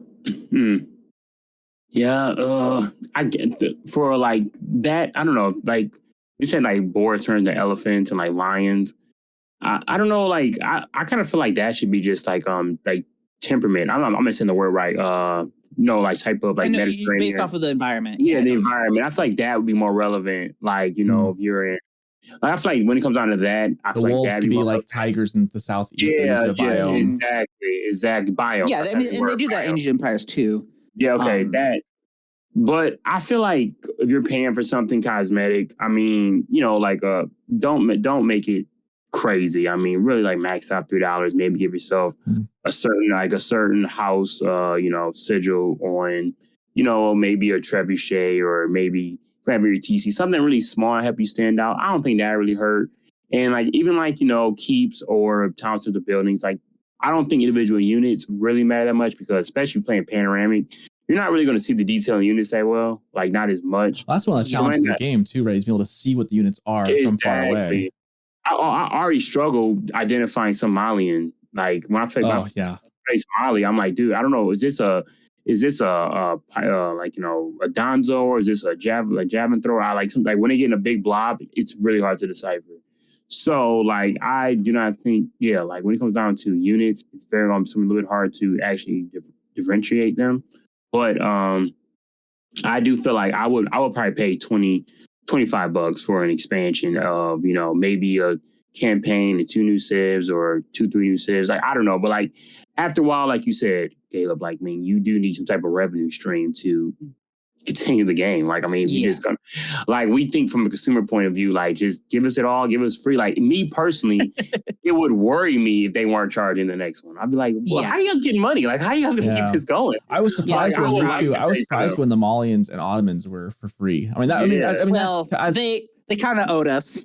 Yeah, a little bit. I kind of feel like and that was good. That was good marketing. Like those two being free, especially Malians being like kind of a shocker. And it was kind of a big civ, like those are 2 good free civilizations to add. And I do think that was a good one that they added, because I don't think anyone would pay for Malians if it was paid DLC. Yeah. So I do think they've done it well. And if they do go for like a Dane/Viking civ and a Japanese, I think that's people pay. I feel like that's what most people expect. We haven't really, and again, this is completely speculative. They might not be making new civs at all, which would be, I think, which would be really bad for the game. I think they do need to add those 2 in. Because I think the longevity of this game is definitely something that many people have doubted already, especially with the less than ideal launch that this game had, which is becoming more and more common, I will say, across the board. So I don't think it's actually that bad for the game long term. I do think there is still some competition with AoE 2. A lot of big guys still think that's the superior way of doing things, even though at this point that game's older almost than I am. I think it is older than me. No, it's a little bit. It's like close. If we're in our mid to late 20s, it's close. It's close. And I think AoE 1 is definitely older than I am. I think I am just a little bit older than AoE 2. I think it came out like 97 or 98. When did it come out? 99? I think AoE 1 came out 97. I think 99 was 2. Yeah, AoE 1 was 97. I'm older than Age 1 then. Okay, that makes me feel a bit better. I was just thinking of it as like it was an old game, but maybe I'm just getting old. To say the truth, I believe the real threat to the longevity of AoE 4. Believe that I don't want to believe it's existing, but really I believe that Stormgate. I have not heard much about this game yet. Can you guys brief me on this? What is Stormgate? I've heard it, but I know nothing about it. Let me get my soapbox out. Let's get it.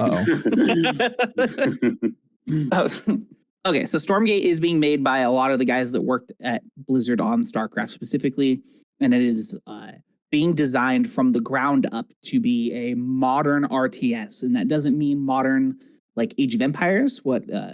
So what happened with Age of Empires 4 is they took the time frame of Age of Empires 2, modernized a lot of the mechanics, made it pseudo isometric because isometry, I don't know if that's the word, lets people kind of form pseudo communities around things. So like StarCraft, you had Terran players, Zerg players, Protoss players, right? And they would add a few new units and on a big paid for expansion. But you wouldn't have, everybody having to learn everything. You could exclusively play Zerg, and that was like your thing, right? And have it as an identity. And so having asymmetry allows for those identities. Like I'm an HRE main, right? If I want to go pro, sure, because of the way the game works, I have to learn them all. But if I'm not pro, I can only play HRE, and it doesn't matter. And I feel unique doing that, right? And having that feeling of uniqueness kind of. I'm an HRE main. So, I'm a X main. Yeah.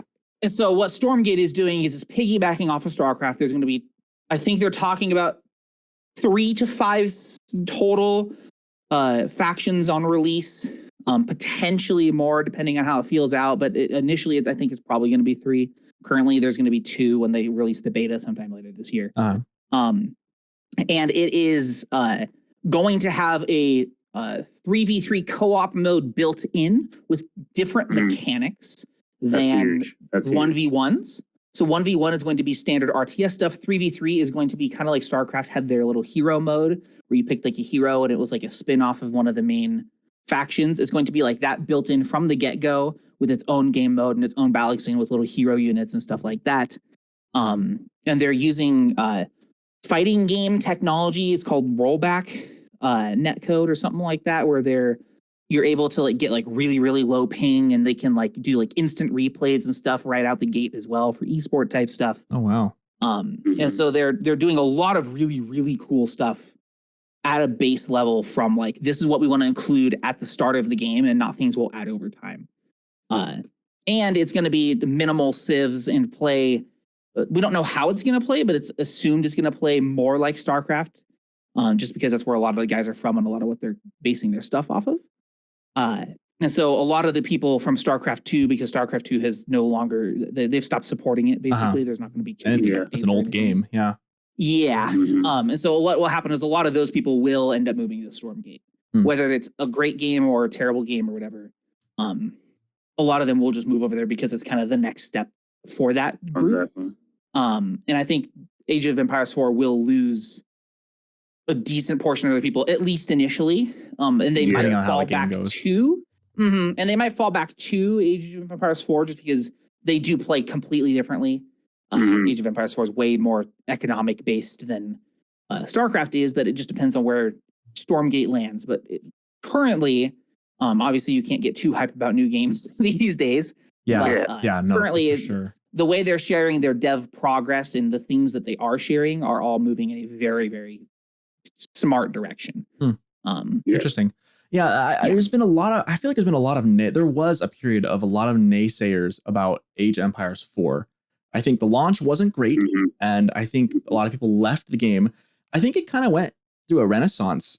I think this game is in a. I think anyone who I see so many posts going, "Is Age of Empires 4 worth it now?" And it's like, yes, it's totally worth it. I think the community I think that's left with this game now is not small. For one, this game is continually clawing back up concurrent players month over month from what I've been seeing. I might not be completely accurate on that, but I've seen like the player base has grown. I think especially with the new addition of these two civs of the Malians and Ottomans, the game feels like it's in a better spot. I mean, we've been saying it on this. We started a podcast about this game because of this. Really, that the game's in a good spot. The community's in a very dedicated spot with this game. There's a lot of naysayers about this game. I think of like Hera. I think he's probably the biggest, biggest guy who. Not that he's a detractor and he's like a hater against this game, but he was in on this game and then went, nope, I'm going back to AoE 2. And he's kind of short about AoE 4 in a lot of ways, I think.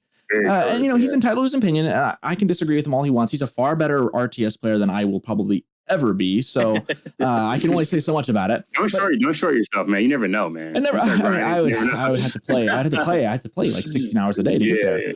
But he went back to AoE 2.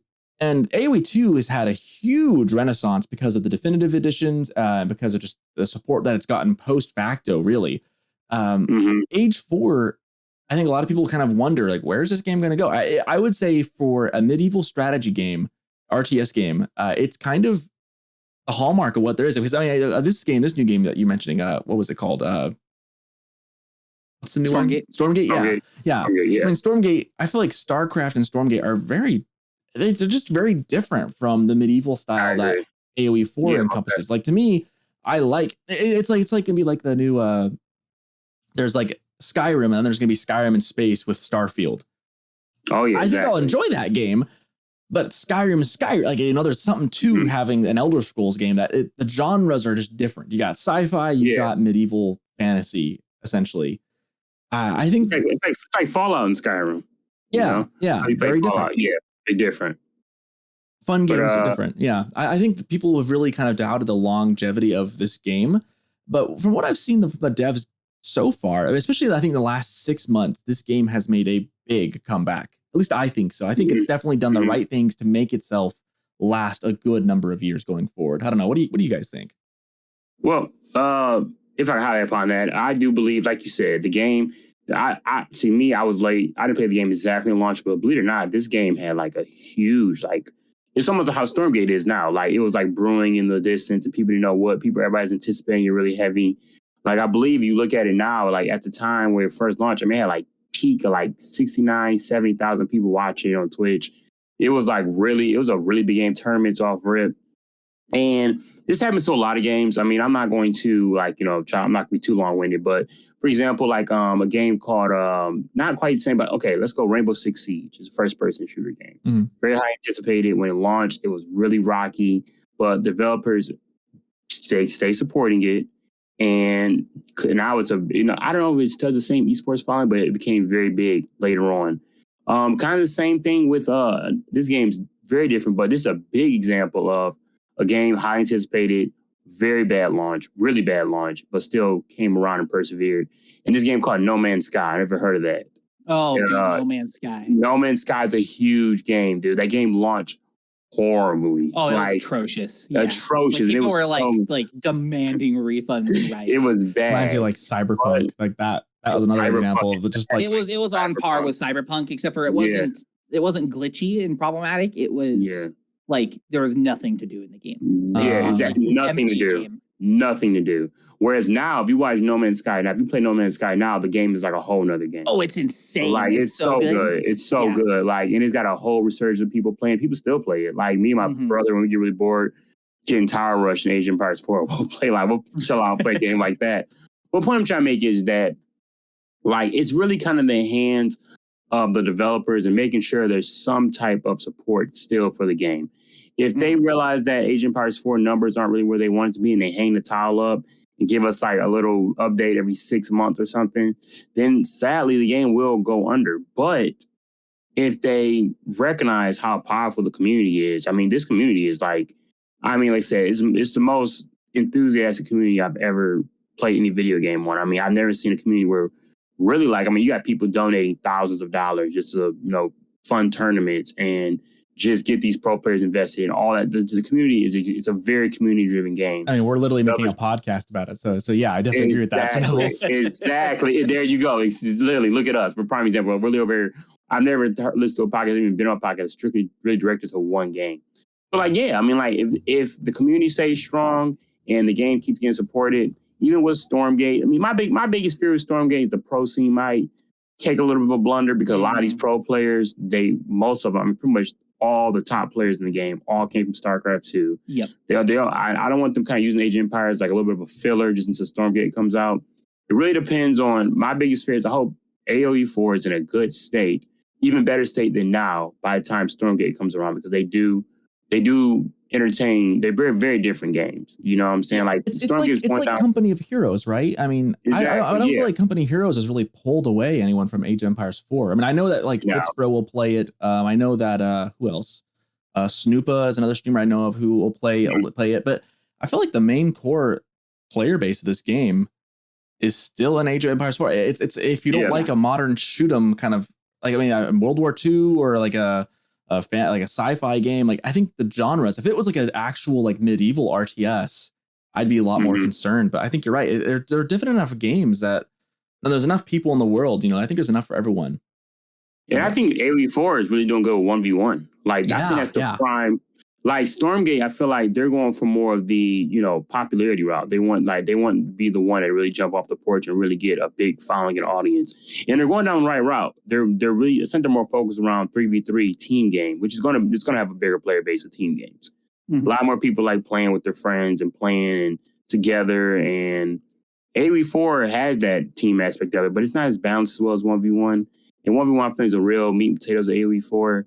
So I do feel like they entertain different audiences. And I believe it. The developers really support it. I think AoE 4 will be, I'm being optimistic here. AoE 4 will be fine and maybe even get a bigger resurgence later on. Yeah, I think you mentioned a good point. Go ahead, Caleb. Go ahead. I got a thought right after that, though. Yeah, so I think, so I'm looking at Steam chart numbers. And there was about 27,000 average when on launch, about a 64,000 peak. Mm-hmm. And then it dropped down to 5,000 average. Oh, yeah. Until the August update, where it jumped up to about 9,000 and is kind of stabilized between 8,000 and 9,000 since the Ottoman Malian drop. Okay. Yeah, and it's more or less stabilized there. Some months are a little better, some months are a little worse, but it's I would say the overall average is 7,500 to 8,000 since then. And it is right now slowly been kind of going up and down. It's more or less stable, I would say. Since I feel like it's kind of trending up. It's trending up a little bit, yeah. Which is that's all I can really ask for in the game. As long as it's trending upwards, in a way, But right now I'm looking at it, same thing you're looking at, peak 24 hours, about 16,000 people. Yeah. Past 24 hours. That's not a small number. Now, wow. Yeah, it's the game's not dead. The game's not. No. The game's not dead. The other possible outcome is Stormgate is going to their other goal is to be a way to modernize the RTS to pull MOBA people in, to pull FPS people in as well. Mm-hmm. The potential there is they start Stormgate and then they try Age of Empires, right? That's the beauty. That's the beautiful part of it. Yeah, is that they create a game that's a little more accessible, a little more broad spectrum friendly, and then the people that are really into it maybe try Age of Empires, maybe play it often. So what I'm hearing is you hope this will be the gateway drug into Age of Empires 4. I'm hoping this will be the gateway drug into RTSs in general. RTS has been struggling for a long time too, hasn't it? I mean, I think a big chunk of that is that the American audience, I've asked Beale, if you had to define the average Age of Empires 4 player, he will say it's your mid-20s to mid-30s dad, typically a European. Exactly. That's typically a European. That's kind of our main segment. Now, most people listening to this podcast, we've got a lot of European listeners, so kudos to you guys out there fitting that description perfectly. We do have a decent number of guys in the US watching too. But I can't disagree with that sentiment overall. But the American audience overall is far more into FPS. Where I'm thinking Call of Duty, Fortnite. If it's got guns and shoot 'em up, the American audience is there for that. Very accessible. It definitely feels like RTS has not, ever since like around the turn of the century, especially around after age 1 and age 2, they had a kind of a heyday. But the last like 20 years has been rough in the US for RTS. Absolutely. And it's because of the mentality, right? So the American mentality is instant gratification. I want my dopamine and I want it now. Dude, that's what getting sheep is for, man. Those little bells, that does it for me. But that's not, but most people, if I can play Warzone with zero Warzone background, walk in and get dopamine by pointing my gun and shooting something, right? There's Boy, that sounds American as heck. gratification. And that's exactly it, right? And as opposed to like Europeans, which are maybe a little more, it's a big game, just like MOBAs are, but they're more accessible and you get a quicker payback, right? In an RTS, if I'm losing in a 1v1 RTS, I'm getting dopamine sucked out of me. Like a Dementor, right? sucking out your soul. And I didn't get any gratification because I never won a single fight, right? I can get some in a game of Warzone. I can go 4 and 20, and I had 4 shots of dopamine. You know what I mean? Mm-hmm. And that's like a key difference as to why those are bigger games, are more accessible, and it's in the payoff is more accessible. I just learned something about myself, Caleb. You just helped me learn something about myself. I was playing yesterday, and the games, I was talking about this too in my chat, my shout out to like these 6 guys in my chat, but I was telling them, I was like, the games I don't find any sheep, I really struggle. Like mentally, I just feel like I'm behind. I don't play well. I think I'm just not getting the right amount of dopamine because that little bell ding does it for me. I got that. And that's why, heck, that's why this podcast is named The Extra Sheep, because it's that little extra joy you just get, that like last sheep. You're like, oh, sweet, one more. It's only like 200 food. How much is a sheep? Like 200-300 food? Like 250 food. 250. Okay, I was close. That's not that much. But man, does it make a difference that the rush of getting that to me, I think I know why I do better when I get more sheep in games. Like one, you're playing better because you have more food. Well, in your you get bank. more food. But I think mentally it like gets me primed to feel like I'm already winning, and that gives me such a little boost. Boy, I feel like better. Okay, therapist Caleb, like man. Nothing better than riding past like you think you like struggling on sheep and you like see a little glimpse of 3 or 4 sheep in your distance. You're like, oh man, a group of 3. You lose it. You rush it. That's better than a cold Dr. Pepper on a hot day. That's so good. You're just getting the belt tying around your arm, just mainlining that stuff. Yeah, it's surreal. For real. Gotcha. I want to mention something. I had a thought. Sorry, kind of going back to the longevity of this game again. I wanted to share a story. Like before I was streaming, as I was just wanting to get into streaming a little bit, one of my favorite games for a while, another game that had a really, really bad launch, was Star Wars Battlefront 2. The new one that came out. I think it was like 2017. When I picked up this game, it was after the launch. I was out of the country for a couple of years. I came back to States, got my PlayStation. I was super excited to play this game. It'd been out for a couple of years and had gotten so much better. So I hopped on when it was like on sale for Christmas a couple of years back. There was a huge community and people were flocking to this game. Like it was up better than it had ever been because it launched horribly. People were very upset by it. It was one of those like worst launches ever. They've ruined the game. But a year and a half later, the devs had stayed with it and it was going great. It was doing great. People were flocking and it was getting like really hype. Like this game was starting to actually get on the charts again. And then EA pulled the plug. Yep. And you know what? It was I remember like, it was like the community transmission is what it was always called. Like the dev, like who was always the community manager, always like updating on the new updates. I was so devastated when this game just got the plug pulled from it. And I don't play it anymore. I miss this game. This game was like it was the one FPS I really was into. I played a little bit of Fortnite as well, but like Star Wars was like, that was my jam, dude. Yeah. I was so sad. And now this game, I mean, I know some people still play it, but like the community online and on Reddit, it just like died. It's more or less a dead game. Either you're super like hardcore and there is that group of hardcore people who like ride or die no matter what. those 5.0 First Legion dudes, you know. And they'll be playing Battlefront. Yeah, they'll be playing Battlefront, but the game's like dead, and it's because the devs cut the support to it. And the sad thing is, the real sad thing was the game was just getting really good. People were starting to notice that too and start to join in. There were new players constantly that I was noticing, and then they pulled the plug. And I was like, no, like you were right there. Yeah. And I really hope that I think so far so good on this game with AoE 4. Bad launch. The devs have really worked things out. The game's in a better spot now than it has ever been. Obviously, there are still things you want better, we want fixed. New civs would be good. Continually updating water and the trade system would be good. I have hope for this game, but it's definitely one of those things where, like, the moment they pull the plug early, I hope they don't do that. I don't expect them to. But man, I look at that what EA did to my boy Star Wars Battlefront 2 after reviving it too. Yeah, it's got 2,100 players online right now. It's pretty nice. I'm looking at Star Wars Battlefront. Yeah. But I feel like that was more so like the reason why that game really did bad. It was very bad business practice on microtransactions. Yeah, and they fixed it though. That's hard to recover from. That's hard to recover from. They fixed it too, which was nice. And then they stopped supporting the game. Super sad. But I hope that they find a way to monetize this game. Because I'm willing to put money into this game. Like, I like this game. I like what they've done. This is I think the community is willing to support it too. Like, we want to get. I'm constantly trying to get my family and friends into this game because once you get hooked by it, it's just so good. It's a hard sell sometimes, though. It's kind of a hard sell. It's a lot of work. I preface that it's a steep learning curve. It's a steep learning curve, but it's so worth it.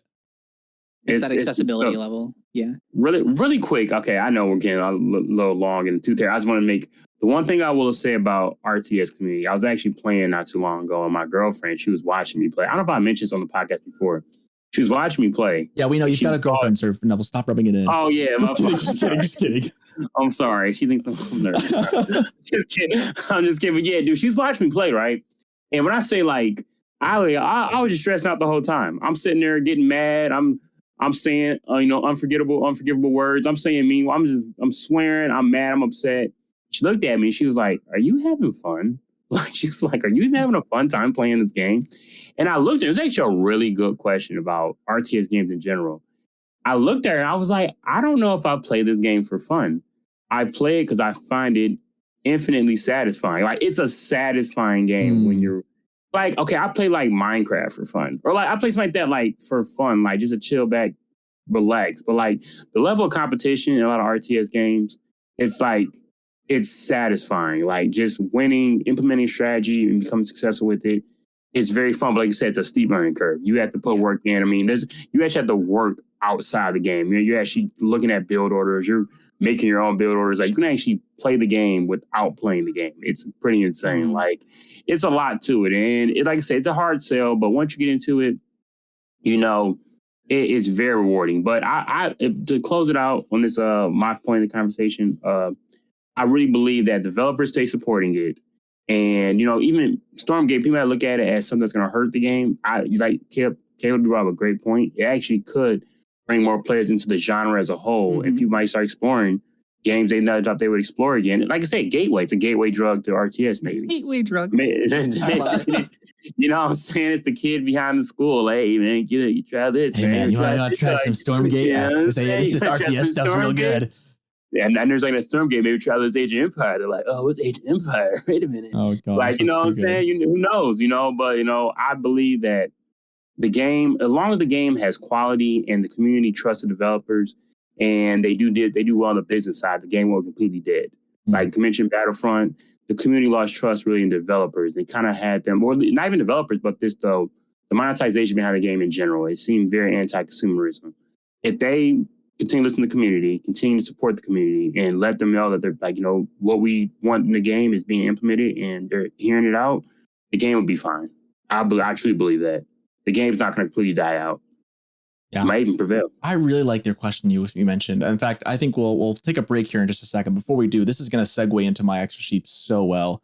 Are you having fun playing the game? That is, I think there's something to that, like I have definitely, when I was playing yesterday, I think it was yesterday, there was a point where I actually said in my stream, like, I'm not having fun. I was on Prairie in a mirror match with HRE, and I was like, I'm not having fun with this. I was very frustrated. I was getting a little tilted. I eventually went on a pretty good winning streak and I actually got back to platinum, which was really good. But there was a moment where I wasn't having fun. And I said it too, and I was like, I'm just frustrated right now. But that I'll explain why. I have a good reason to be frustrated, and that'll be my extra sheep right after this break.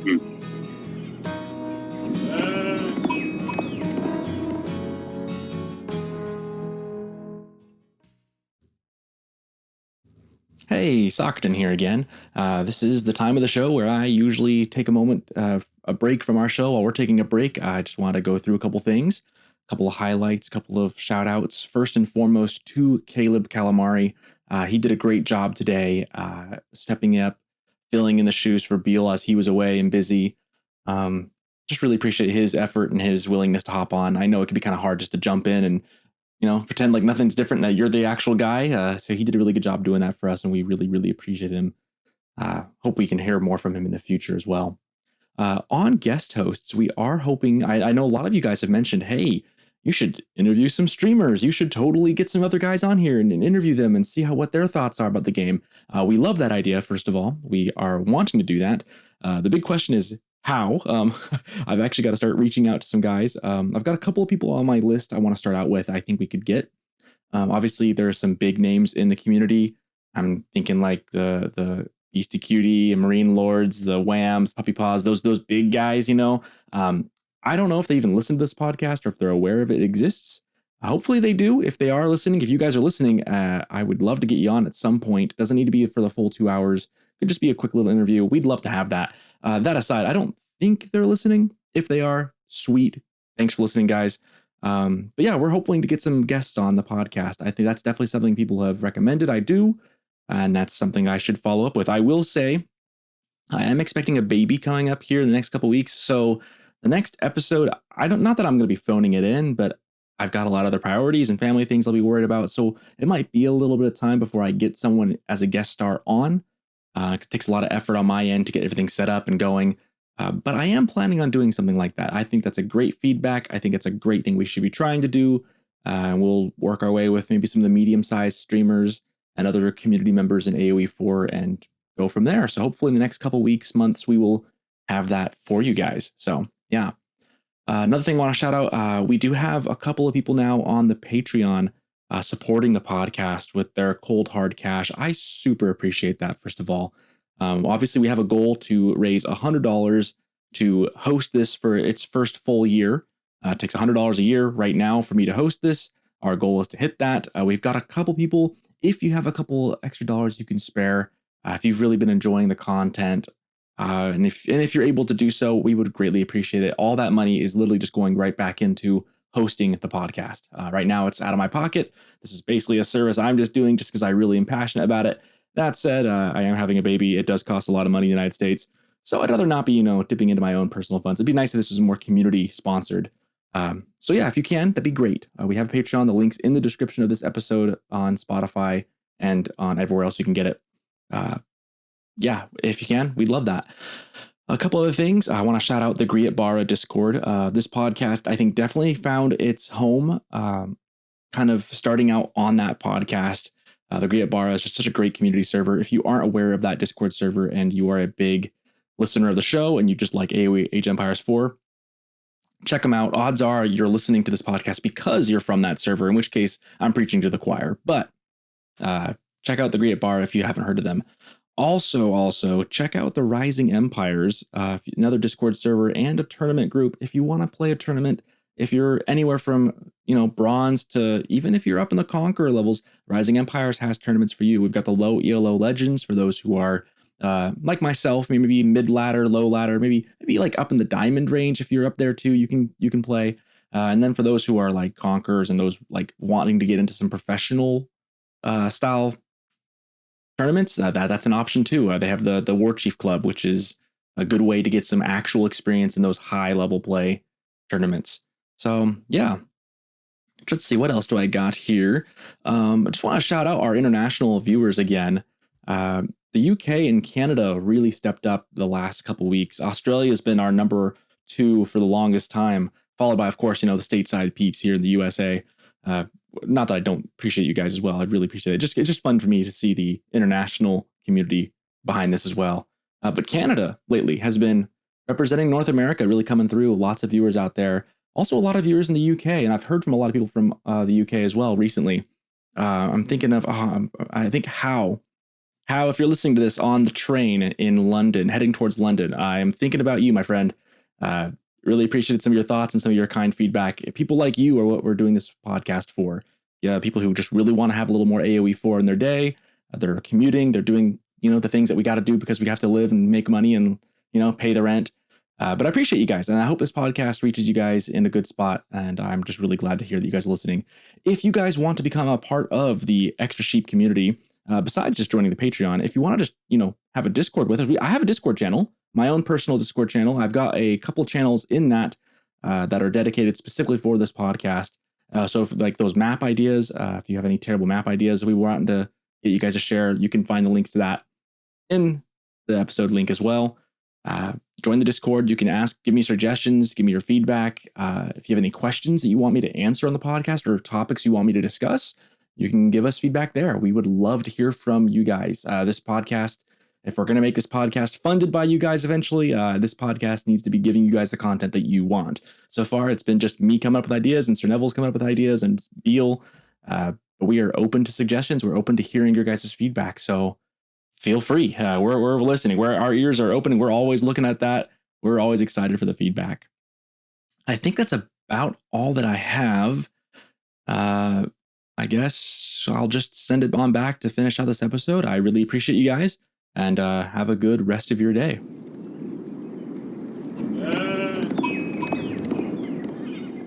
And we're back here for our extra sheeps. I'm going to just start off the bat and take this extra sheep. I had quite the day yesterday.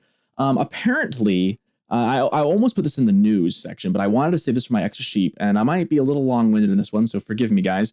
Apparently, I think it was Aussie Drongo or someone posted a YouTube video about a new strat to use with Chinese. And as we like to joke in this channel, we all hate Chinese. Actually, Askalad and 104 Tim, guys from the Rising Empire's crew, really hate Chinese. And that's like their running gag. They hate it. Caleb's laughing. He knows what I'm talking about. They hate, and I kind of do. I think a lot of people do kind of hate playing against Chinese because they're so frustrating to stop. And there's just certain mechanics of what they can do that are frustrating beyond all measure. It's been a long time since I've been barbecue rushed. Usually I don't mind getting barbecue rushed because I'm like, whatever. Like it's the payoff that they're getting for it's not usually that much. I've been playing a lot of HRE. HRE is a civ that doesn't like getting rushed very much. I had Pat Del Muerte, I believe, said I had a 9 out of 10 Aachen Chapel placement. So we went back and looked at this one afterwards with my chat. He was saying, that was a good spot for it. I was like, I was pretty happy. I had my gold, had my stone, had a wood line, all in this Aachen Chapel's range, pretty close to the TC. Pretty stoked about that. I was going against, this was High View against China. This guy's player name was literally just a skull. I'm going to call him out for his evil deeds. Just a little skull emoji. I don't know how you make that your gamer tag in game, but that's how he did it. So good on him for that, I guess. This guy actually was well mannered in his loss. I did win this one. I won this one, but in the Dark Age, I'm getting up to Feudal Age, and then in Feudal Age, he comes in. I see a mass of like 12 spears on the periphery of my town center. And I'm like, no, here they go. They're going to harass my gold. Here it comes. And I even said, too, I was like, how much would I bet I'm going to get Barbican rushed? What I was not expecting was 17 Chinese villagers coming and dropping the Barbican between my town center and my Aachen Chapel. I had not been rushed like this. Apparently, this is a new thing to do as China with the spears and with them. I did not know this. I had not seen this. Apparently there's a video. I need to go find it and actually watch it. I've been too tilted about it to do so yet because I don't want to torment myself. Apparently it's a big strategy now. Quote, strategy. I even said in the stream, I was like, you know what? Stupid strats get stupid rewards. And I was, this is my first game of the day too. Okay. Game 1, I'm doing a ranked game. I was playing as HRE. Normally I'm an English guy, but I'm trying not to be the guy who plays English only. So I'm playing HRE, my other civ. This thing, now to my credit, I think I responded to this very, very well. I immediately garrison my villagers and move off towards the berries on the other side of my base. That's outside the range of this thing. I leave 15 vills in my town center. So I start Gatling gunning down these 17 vills. He lost, I kid you not, like 10 or 11 of these vills. I think when he finished, he only had 6 villagers left of the 17. So that means I killed 11. 11 of his vills dead. I don't know what his spears were doing at this point. He should have been using them to tank up some of the arrow shots. So he loses all those vills, builds the Barbican in my base. And then those vills, I think I pick off another 1 or 2. They go around. Spears come around. I immediately build a barracks. I build a couple men-at-arms, start cranking those out because I'm like, I can deal with spears. Spears are not a problem. The jugs I don't want to see. But again, men-at-arms are the perfect counter to both of those. You know, I can deal with that. He doesn't have any jugs yet. He's just doing this weird, crappy rush. So I get a couple men-at-arms out, start taking down some of his spears as they push in. He tries towering me on the other side on my berries as well. So I got the Barbican, Aachen, and all my main resources on the left. I've got my berries, which I'm now on the right, on a little mill that I'm desperately trying to build up stuff. And he tries towering that off, and I just send all my vills at him. I just send every single last vill to kill those 3 vills with men-at-arms. I was like, no cap, I am killing this guy. I was so mad.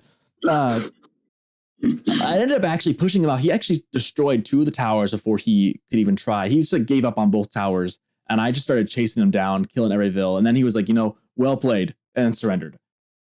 So my extra sheep is, what the heck is that strategy? Stupid strategies get stupid rewards. I know I get that Dark Age rushing and rushing with the Barbican rush is a legitimate strategy. Does not mean that is good mannered. I definitely think there are some certain manners in this game. I am like, there's a bit of an etiquette, and you don't have to follow it. So I understand that, like, and you can be like Socerton, you don't have to have good manners. It's a game. You do whatever it takes to win, and I get that. But man, I have very little respect for people who do that on a regular basis. Just saying. Very unethical. The best Barbican rush I ever saw was against Malians back when Farimba Castle was a thing. Or Farimba, not Farimba. Farimba. You guys know what I'm talking about. The Farimba. Back when that was the thing. Rushing, when Malians were OP and broken, rushing them feels okay. But HRE is just HRE. Yeah.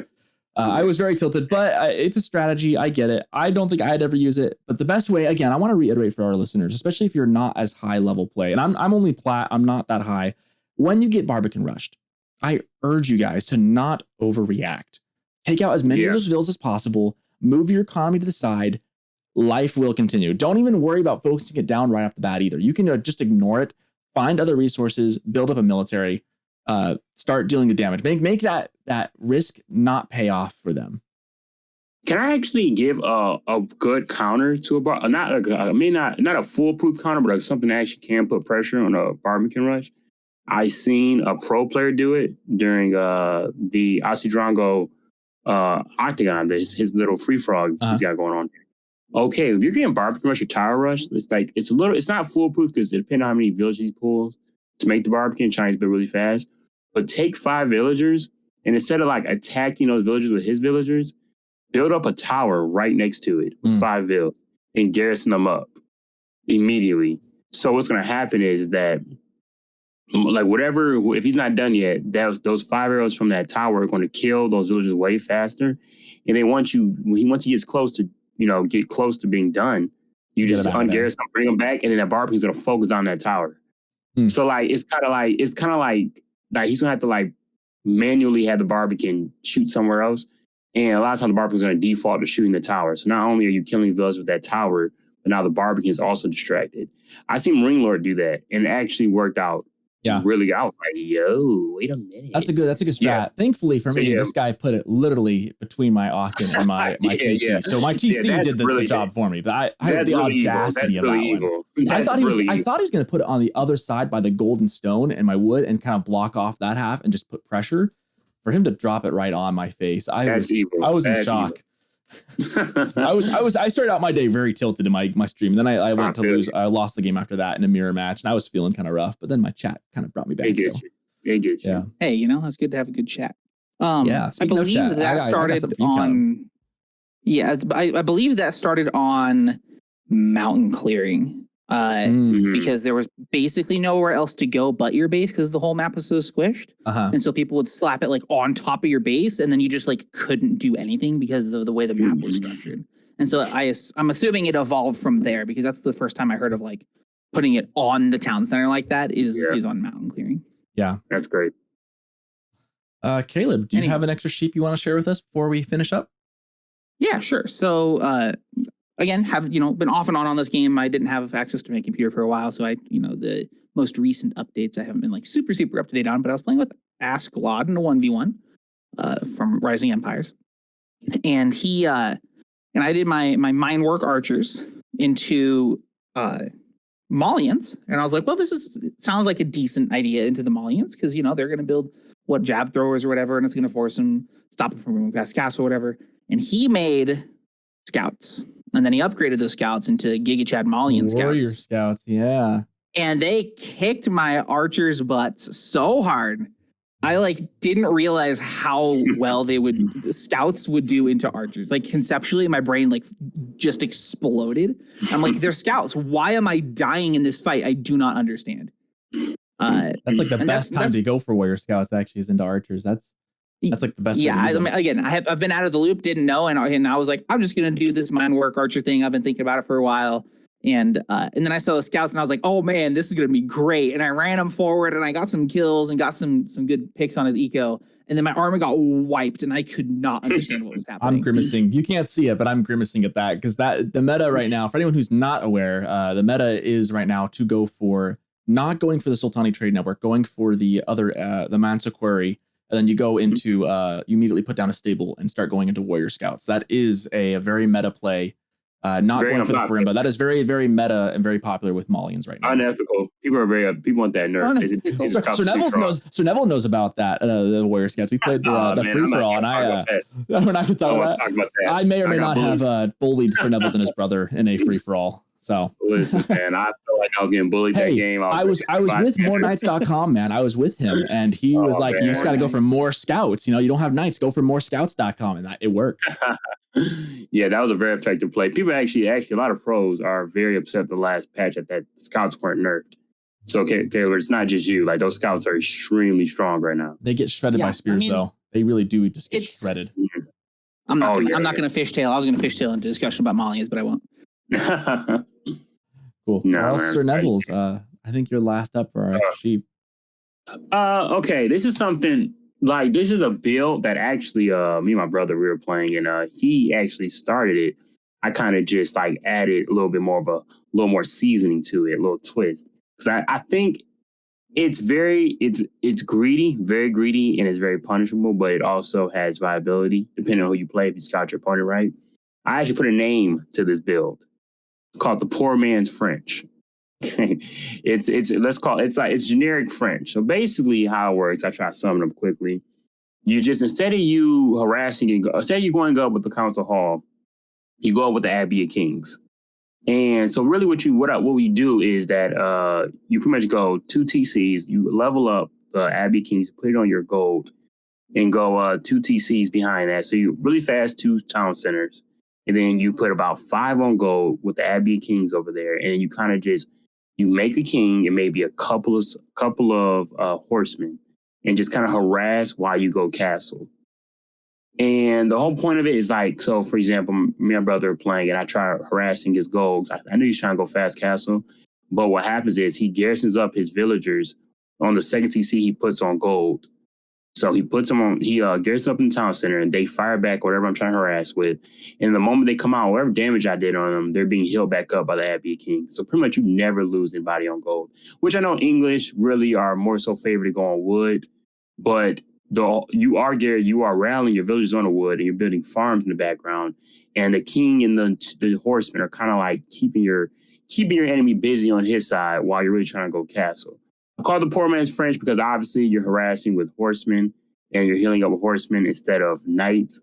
But depending on it is very punishable, because if you scout your enemy out and he's putting a lot of military in the field, he can just ram rush your second TC, and then you got your everything there, and it kind of can go left very quickly. But if you're going more of a macro-centric game, so your enemy's going 2 TCs also, yeah, I have actually had some success with it. I go up from there into a fort, White Tower, make a couple trebs out of there, a little forward operating base.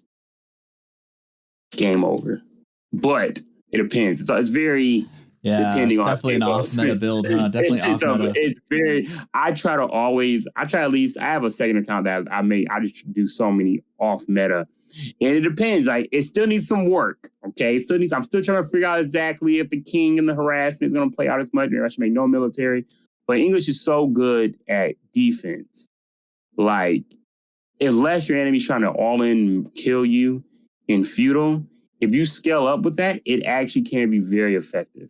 But like I said, it is off meta. It's still in the oven. It's still experimenting a little bit. Question on that. Do you age up with the King's Palace or do you go White Tower? Are you going 2TC White Tower? Okay. I go 2TC and White Tower. And pretty much once I go White Tower, I try to immediately I try to go for a forward White Tower. That's the goal. Forward White Tower. Like a little bit outside of their base. Because then from that point. I like that. And then from that point, I make a trebuchet out of that White Tower with the faster production speed. And then start, because they pretty much, I've heard like you get siege on your enemy first, you're in a major advantage in the game. Especially in the White Tower. Sorry, I don't mean to cut you off. I just want to think about that for a second. So like that White Tower then can act as kind of your forward like fallback point. You've also got the king who is healing your unit. So as long as you don't lose units too much, you can keep coming back, healing up, keep massing. I'll circle around. I'll circle around to my Abbey Kings heal up, then go for another dive. Because that Abbey King heals very fast. Even the king heals slower, but if you go and circle back to your Abbey Kings, you'll heal up very fast. Go back up another raid. What civs do you feel like this is most effective with? Okay, so I've used it with, for example, Abbasid. I've used like civs that aren't crazy. Like aggressive civilizations, I don't use it against because you get punished very much going forward. Like you kind of that aggro, long bowman aggro is very effective against aggressive civs. But like you go and use a civilization like China, Abbasid, okay. China, Abbasid, civilizations early on, depending on what you do. Civilizations because that 4 White Tower is ridiculous. It's on point, especially when you start building up production behind the White Tower, because like for example. Because then we get that first trap out, like I'll bring a villa up and get the White Tower and maybe make a little bit of a tower ahead. Get you get the obviously, you and Beale were telling me how important that the Citadel. I can't think of the name. Network of Citadels. Yeah. You get the network Citadel. Yeah. It's expensive, but you fight. It allows you to be able to really fight underneath your White Tower because of the attack speed. So like if they want to this White Tower is getting annoying, let me take it out. You fight underneath your White Tower. You're at a major advantage. So a lot of times you reject that. And if you I'll even start going to Spearmen. Because a lot of times they have to rush your siege with cavalry under the White Tower. The Spearmen take care of the cavalry. And then so the trebuchet is just slowly making your way up. I'll make towers almost like in a line, slowly push my enemy back to their base. But it's almost like you get really aggressive in Castle Age. So you kind of have to survive through feudal. That's and it kind of, I feel like English is not a really Castle Age centric civ, but that makes it